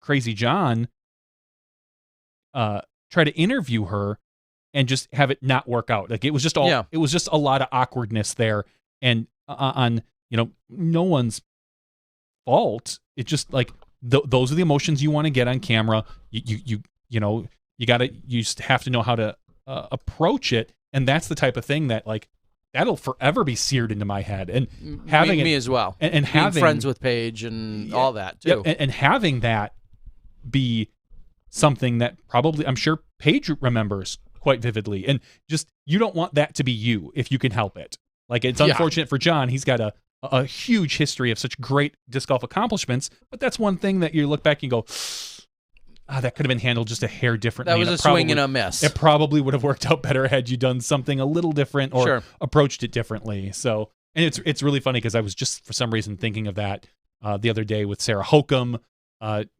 winning in Delaware, and for whatever reason it was bringing it back up in my head. Yeah, and again, of course, that's no slight or anything on John. It was a very powerful, emotional moment for our sports top players that had this crazy unforeseen outcome, with everything that surrounded the circumstance. And I've said it back then, and I'll repeat it. I don't know how I would have handled it. All I can do is second guess or think of it, after it's taken place, which is an easy position, all too easy position to say, well, what I would have done. I don't know. All I know is it was, like you said, it's ingrained in a lot of people's memory. As just this, it just ultimately was awkward, and it's too bad that. And there's something to be learned from it. I mean, we learn as broadcasters. I learned as an interviewer. So you can't always account for everything, and it was a powerful moment for a lot of ways. So EV Cheese, real quickly, because we don't want to beat this to a dead. Is that out there somewhere? I don't know. Unfortunately, probably not. I don't know if the 2015. So real quickly, for those recap, I forget not everyone's been around as old as dirt as we are now. At one point during the 2015 World, Sarah Hokom got a car accident. She ended up missing 2 holes of play. I think it was 2 or 3. 2 holes of play. She got stroked 8 penalty strokes, par plus 4. When it was all said and done, at that time she had a lead that relinquished her lead or diminished it. Fast forwarded, that might have even been on a Friday. They played a semifinal round, I believe, on Saturday morning. Then they had the final 9. When it was all said and done, Paige Pierce wins by 1 or 2. I feel like it was 2. It was 2, at least 2, because I remember thinking, okay, it didn't come down to a final stroke. I believe it was 2 strokes. As soon as it was done, as soon as she putted in, as we frequently see and do, she putted in to win the world championships, and she was overcome with emotion. She may have been crying or tearing up or getting emotional. And Crazy John Brooks with Disc Golf Planet had said, Paige, let's talk about this as you try and, kind of corral the winner. And Paige just kind of, I don't want to say abruptly, she just kind of walked away. And she walked away from the moment, and Crazy John was kind of trying to bring her back, corral her to bring her back into the interview or have an interview. And Paige just kind of stood there, and then John asked her a question, like, "You're filled with emotion. How does it feel?" And Paige is just like, I don't know, and she didn't really have the words to share at the time. And as I'm seeing part of it off screen, sorry, she didn't have some of the words to share at the time. And John just kind of asked a similar question multiple times, and Paige wasn't. I don't want to say she wasn't. She was comprehending. This is after. She wasn't fully engaged in it because she was just so caught up with emotion. And I think that's a pretty good summary. It was very emotional, and a little bit awkward in that how it went down. Yeah, so. and unfortunately, as I'm sure this is out. John Duzler probably has this footage somewhere, but this was all filmed on Emerging Sports' live stream account, and that account no longer exists at live stream. I mean, it is a long gone video. Like, I'm looking at live stream Emerging Sports TV, and it has 0 events, 6,000 followers, and 24. It's following 24 different people. So those videos, like I said, for better or worse, seem to be they're gone for life for us. It's like which is unfortunate. Which is very, very sad because so many of the moments that was before there was a ton of post production out there. So some of those moments are forever lost because they were available in a live stream, and unlike how it's been so easily accessible via SmashBoxx's inner working with YouTube, everything's essentially archived forever unless the YouTubes go away sometime soon, which isn't going to happen. And even if they did, they would make an announcement and say, hey, YouTube is shutting down in 2 months or 2 years or 2 weeks. We'd have the wherewithal to go in and be able to download literally every single video from our channel just to permanently archive it. Unfortunately, a lot of our early live broadcasting was performed on various content providers, CDNs, right? Yeah. Was put out on various content providers that no longer exist. So they're kind of just gone forever, which is something Johnny V and I were very conscious about in creating SmashBoxx and where we were going to go and with the platform and the technology that was available as we were getting going in 2014 is, hey, if it's on YouTube, that's not going anywhere anytime soon. And like I said, if it ever did, we'd grab it and we'd save it all for ourselves, so we for sure have yet another copy of it. But that's that's some of the disappointment in what we've lost in other in some of our early live broadcasting. Some of that stuff's just gone forever. And I would hope, and again, I know Emerging Sports, John Duzler, Disc Golf Planet, I hope he has that out there somewhere. I hope he's downloaded it, is storing it, archived it. I would love to see him push that up to like a YouTube channel, even if it was his own, just to have it out there. And because I think some of that stuff would be really cool to be able to see. But unfortunately, we've seen Chuck Kennedy in the past push some old world stuff up, and it's really unfortunate. Yeah, now I'm kind of mad. I saw myself in one of those final few shots. I don't know if I had put out footage myself of that. I find I have the final 9 of the 2014 Pro Worlds Women's action. I have that available. I have the mixed doubles championships. This is funny. A long time ago in a galaxy far, far away. We're going to go through some old stuff here. This is the 2011 Pinto Lake World Championship. This is the Will Schustrick Ace at 2011. Now, if you pause it real quick, right here. Yeah. Johnny V. Terry Roddy is in the blue, holding the camera on the right. In between, what you're looking at your left is Ken Climo. Yep. The champ. The champ. And to the left of that, Johnny V. doing commentary. Yep. Doing commentary on disc golf. And if you notice, I'm wearing a backpack.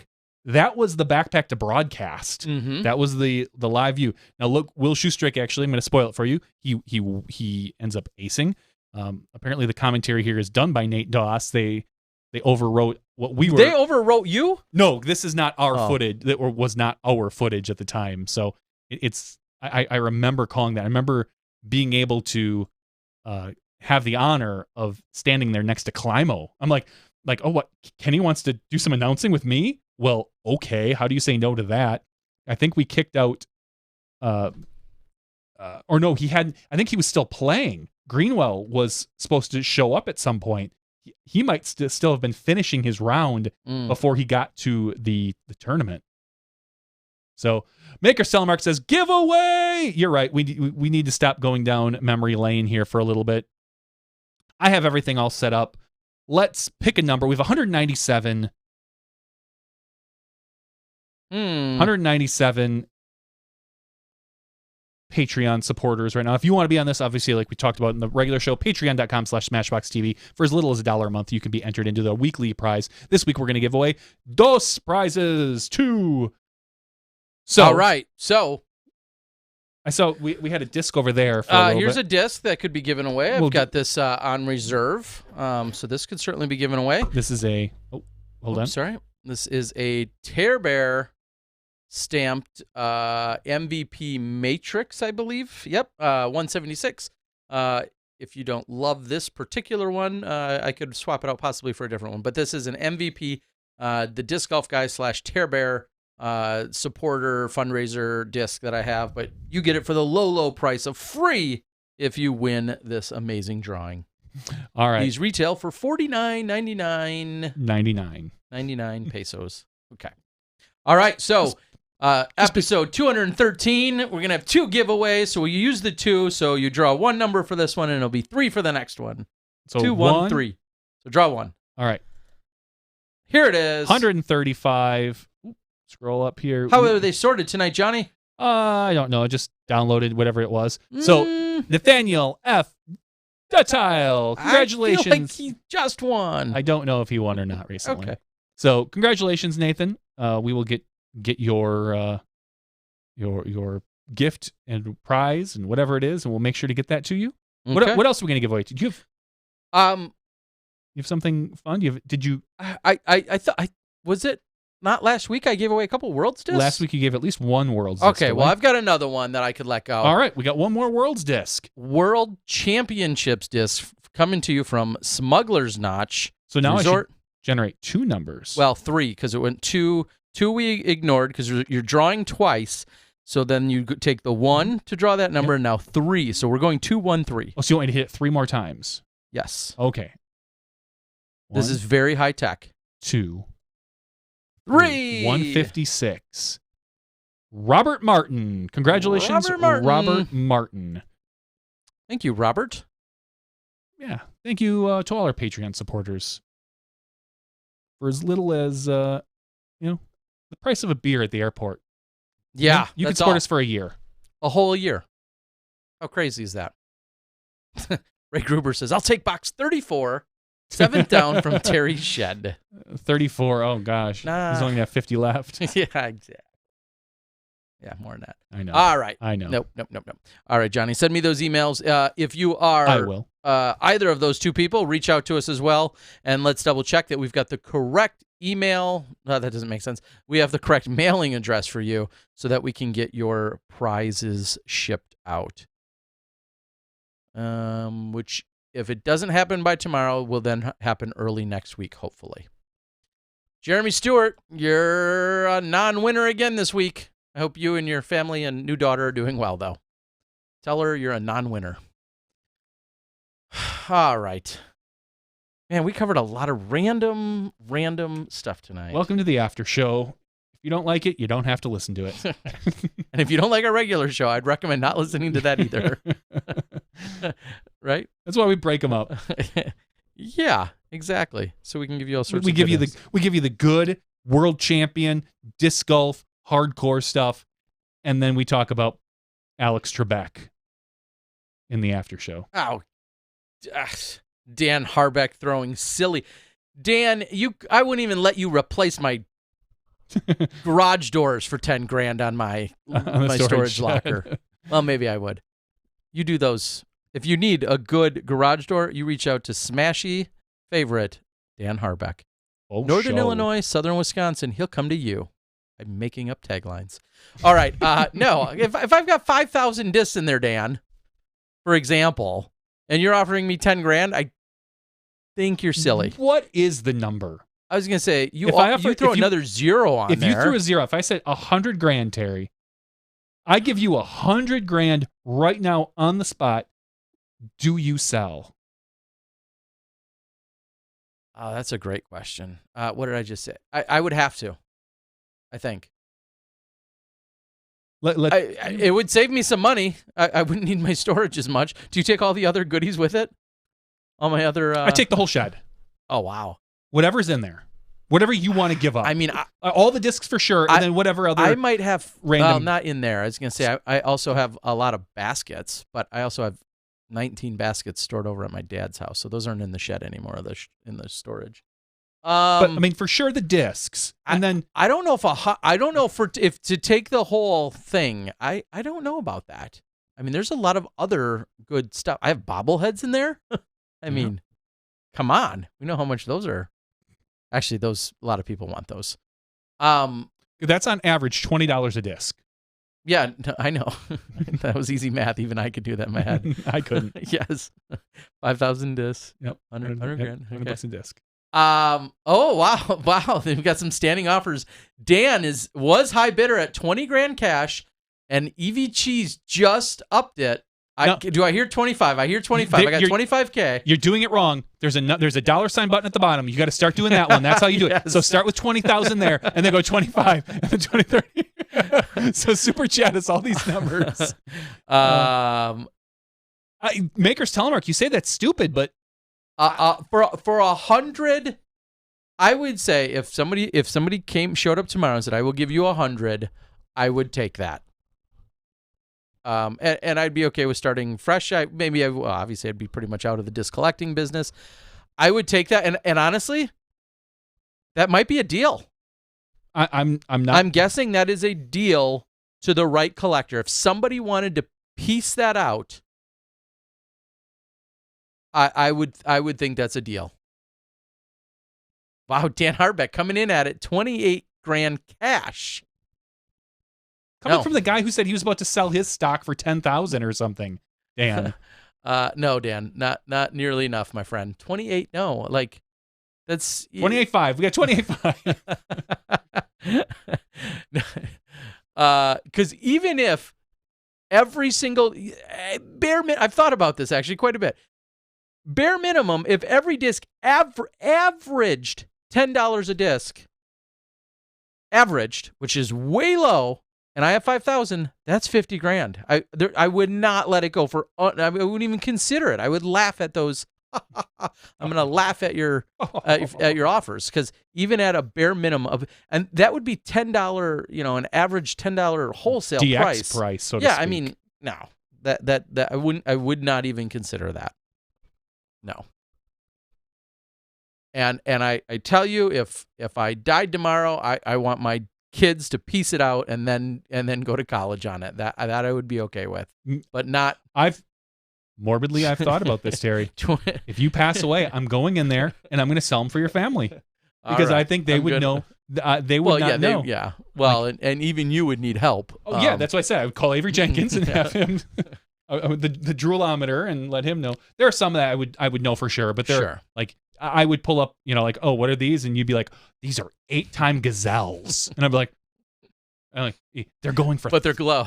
they're going for $14 on Facebook right now. But last week they were going for 16. So if you wait, you might get the high end. Yep. That's exactly it. I've got some pie tins, which those always fluctuated in price, back and forth. I've got a few Frisbee games from the 50s that I did win off of eBay when we were just getting done with college and eBay was a thing. And I won a few Frisbee horseshoe type games and other old Frisbee type. I never got too much into Frisbee collectibles, but any old school Frisbee type thing that was definitely older, I tried to snatch it up when I can. All right. Dan says, Tear Bear, minimum 30,000 cash tomorrow. Nope, and nope. And EV Cheese keeps coming at me harder. 32.5 wired. Wow. Yeah, no. I wouldn't take it. I know the value is so much more than that. So thank you for the offers though. I'll keep it in mind. All right. I think, have we covered everything that we need to cover tonight? We got Patreon winners. We've covered everything tonight. I mean, if we were talking about Chuck Woolery, Bob Barker, Alex Trebek, John, what was his name? Kelly? Is that the host I finally found? Drew Jack Carey. A. I mean, if you have a Jack A reference, then you know you've done a good the night's job. complete. Or a piss poor job of having a podcast. I would say we're high on both those scales. On any given night. Of course, I've got to again thank anyone and everyone that I ran into, saw at Worlds, I saw at Delaware. Lots of love, lots of people thanking us, whether it's post-production or live or podcast or all of the above. Just thank you to so much love and support out there. We certainly appreciate it, and we'll just keep grinding at it. But it still tickles me a little when we get those comments, believe it or not, of the people saying, I wish you guys just went longer. I wish you guys had more. We can't. We could, but it would be, you're starting to scrape. What's up? So there is, in a semi-serious way, I believe is there a Patreon? There's a Patreon level in which we promise to do an additional podcast a week. Not a week, a month. A month. There's a Patreon level if we hit the $500 level, and I think we're at 400, just under or right around 400. The next level is a monthly roundtable. So what we would do is we'd collect up kind of the big issues of the month, bring on probably you or me, maybe another media person, a player, and maybe even a Patreon supporter, and just kind of have a general roundtable discussion about the discussions. A good topic. Pick a couple topics and small baskets. Let's start there. Smaller baskets. Yeah, that would be. I'm just kidding. We wouldn't start with that one, but no, that's a good example. But in general, that's an example of something that was hot right now. So that is at like the $500 level where we do a monthly podcast for something like that. An additional one. Okay. I want to get to the $2,000 level though, but okay. Then we have a new studio. Is that how we do that? I think we start renting a studio. Let's get a real studio. We could take more call-ins from Greg Barsby whenever we want. I think we could fly him in at that level. I think there's the $5,000 level. No, actually, we're right on pace for that. If Terry just gives away 25 discs a week from his storage, we could maybe get there. There's a $750 level. It says if we get there, we will fly out to 2 different podcasts a year, where we'll just fly out to somebody's place and do them. It could be a store, could be a club, a school. Yep. It'd be a Patreon choice. Your storage facility with all your discs in it. As long as it's within 2 hours of a major airport, I said. Yep. Because I don't want to have to, you're not, and it would have to be in the U.S. We're not. I don't have to. I'll go wherever. True. And I think there's the $1,000 level, which we'll fly in a guest every other month. No, it says once every month. So we'd fly a guest into hey, Nate Doss, you want to come in this month? Come on in on a Tuesday. You fly out Wednesday morning, and you're going to come in and do the podcast. Yeah, and play around and drink some beer. Exactly, and we'll sit and have a nice interview with him. And then it goes to the $3,000 level where we get our own studio. And my thought for that was it would be cool to have a space, not just a studio space, but even a slightly larger space where we could have a putting league. Sure. Where you could bring in a guest. Hey, Nate, why don't you come in, do putting league? Hey, Coling, come in and do putting league with us. And just play, and we'll interview and do a podcast. And there's a 5,000 level. I quit my job. Wow. What do I do? Do I get to quit my job? You quit your job, and we get to do this permanently. At that point, we probably have 3 or 4 different podcasts because we have our own studio. We'll bring you a daily morning show probably. Oh my gosh. Johnny and Terry in the morning. Ding. Yep. We'll have some silly it's got to be some guy with a really dumb name who does the news and Dana. Like Jeremy Coling. No, I don't. Yeah, there's so many ideas. So those are all various levels. If somehow our podcast continues to get supported at those various levels, of course, so much of that money goes right into making some of those crazy ideas actually become a reality. And you're right, it would be awesome to have an on-site location. It does say for $5,000 a podcast, Terry and Johnny will move in to the new SmashBoxxTV home where we're just going to go Big Brother. Yes. Where it's just cameras on all the time. And we'll let the world watch. Oh my gosh. And with that, I could see an entire basement filled with just nothing but racks of my discs, and then every week we have a segment of going through some of those. That's right. That's a great idea. Luke says, can't wait to win the Patreon drawing, and Terry and Johnny V come to Australia. Well, you'll get half of that. That's right. You're going to get half of that. Half of that. Me coming. I'll be there in spirit. Ray says, Terry, what happened to your short rant idea? You were going to do like a short rant. What, a hot topic or a hot take or something like that maybe every once in a while? I mean, I don't necessarily have to pre-plan those. There's just days when I get all worked up over certain things that are really stupid. I don't know what we saw in the news today, but there was something. I referenced it early in the show, and we won't go into it. There's some local drama about an event going on here in Wisconsin. I think that's going to be interesting to watch that unfold for next year, and possibly being taken over, new tournament directors, and it's a pretty big deal. It's an A tier within Wisconsin. There was some hubbub and some challenges with it this last weekend. I'm interested to see how that unfolds for next year. And then if you really want,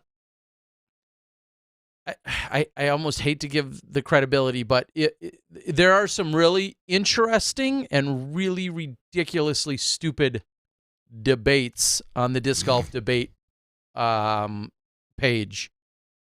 Sometimes I can literally just look at it, chuckle, and roll my eyes and move on. Sometimes I'll try and throw in a little bit of clarity if I've got it. There's a lot of really I get into enough stupid things said. Nice people, usually. A lot of stupid things said.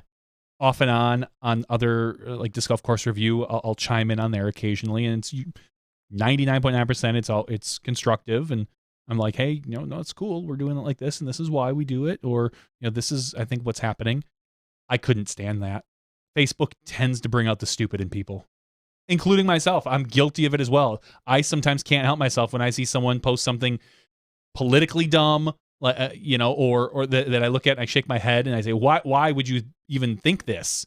And I'll chime in when I know I shouldn't. I think Facebook just brings out the dumb in people. It's so and everyone's personality is different, but it's so hard, at least for me, to read something that is 100% wrong, inaccurate, and then just ignore it, especially if you're tied to it on the fringe. That's my vice. And that's when I have a hard time. I'm fine with differing opinions. Of course. You want to talk about, I think the baskets really should be smaller. Great. And I'm like, I think they should be bigger or whatever. Great. And you can have that discussion, and that's not what, it's when people are like, I don't think there should be any chains anywhere. We should go back to pole holes. And you're like, why are you so dumb?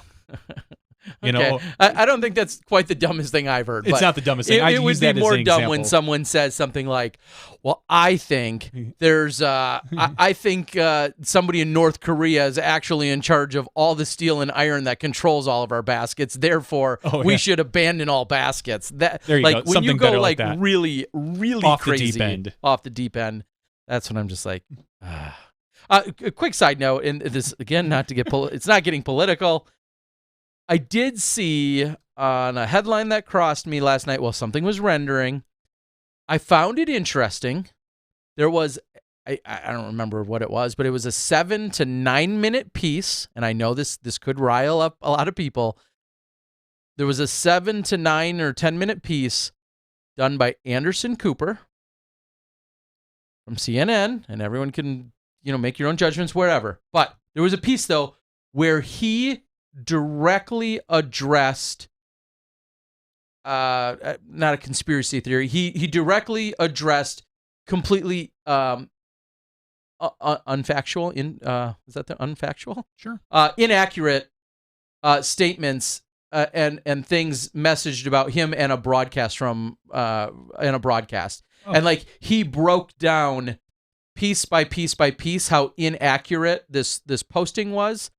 And I just thought it was interesting. And he flat out says, I don't have time to sit and break down and deal with the haters and blah, blah, blah, blah, blah. He gave all those disclaimers, but he also said this was so inaccurate and it was sent by such a high profile person that I have to break this down. And I'm going to tell you how dead effing wrong you were. It's not like someone. So politics like aside, me, it was just interesting that he to see someone address something like that. It's not like someone like myself is like, Anderson Cooper is, an alien, and you ignore it. Whereas if someone with a higher profile like Ben Shapiro is talking about how Anderson Cooper is really Hillary Clinton in disguise, and you kind of have to maybe address it due to the size of the person that is correct addressing. And really, the takeaway for me was more than anything, CNN, Anderson, whoever, whatever. Yeah, it was a side note. The fact that you could replace that with large media company, a high-profile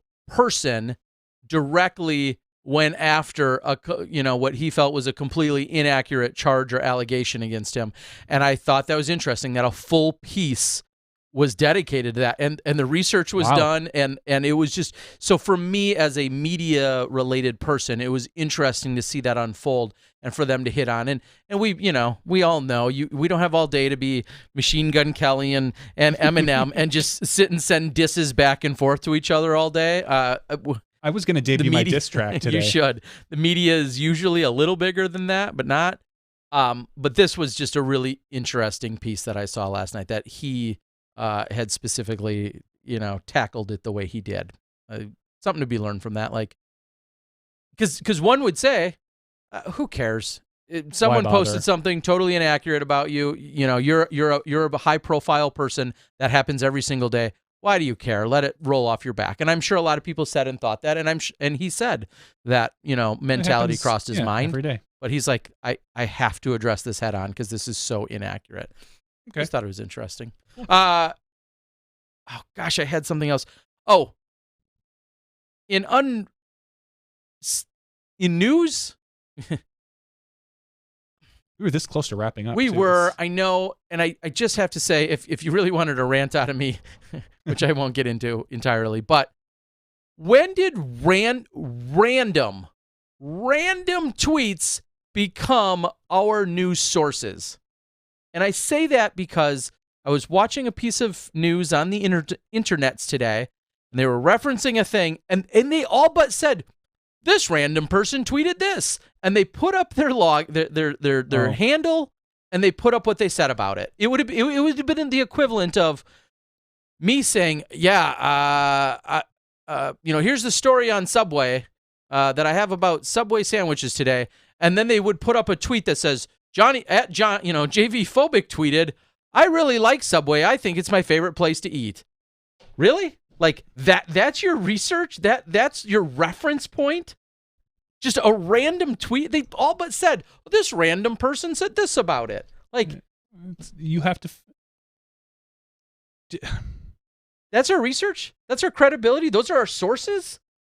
Fox News, CNN, MSNBC, not so much, there are more things. They are all 24-hour news networks that need to fill time. Their goal is to keep you watching. You want to watch and get a nugget of information? They'll have it. Factual information. And they have about 22 hours of filling time. It was just so infuriating because I'm thinking, just this the way person could have created this Twitter account yesterday. It's just the way it works. They're all out. I like mint chocolate chip ice cream. Okay, well that sounds like a validating, resourceful tweet. We're gonna reference that one. I do like mint chocolate chip ice cream. At Joe Minty Ice Cream says, I like mint ice cream. Thanks for the insight. Seriously. Anyway, this has been going on for long enough. Yeah, we've killed the chat board. It has stopped moving. Yeah, it's kind of funny. I'm surprised. Something must be going on. Are we off the air? We should be. Did they finally kick us off? They probably should. No, it's just weird that the chat's not moving at all. Dan Harvick, there you go. I'm spot on. All right, guys.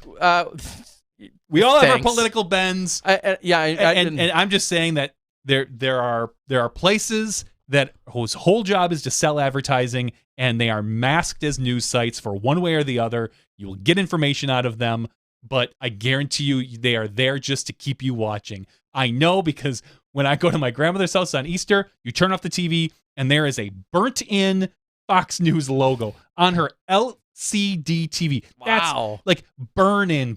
And I just kind of shake my head and go like, okay. I chuckle, and that's a successful job well done, Fox. Billy Jack O'Toole ends it perfectly for the night. Says, keep talking until I fall asleep, please. I don't know if you're talking about the news networks or us. Both. But we'll take it. All right, on that note, have a good night, Billy Jack O'Toole.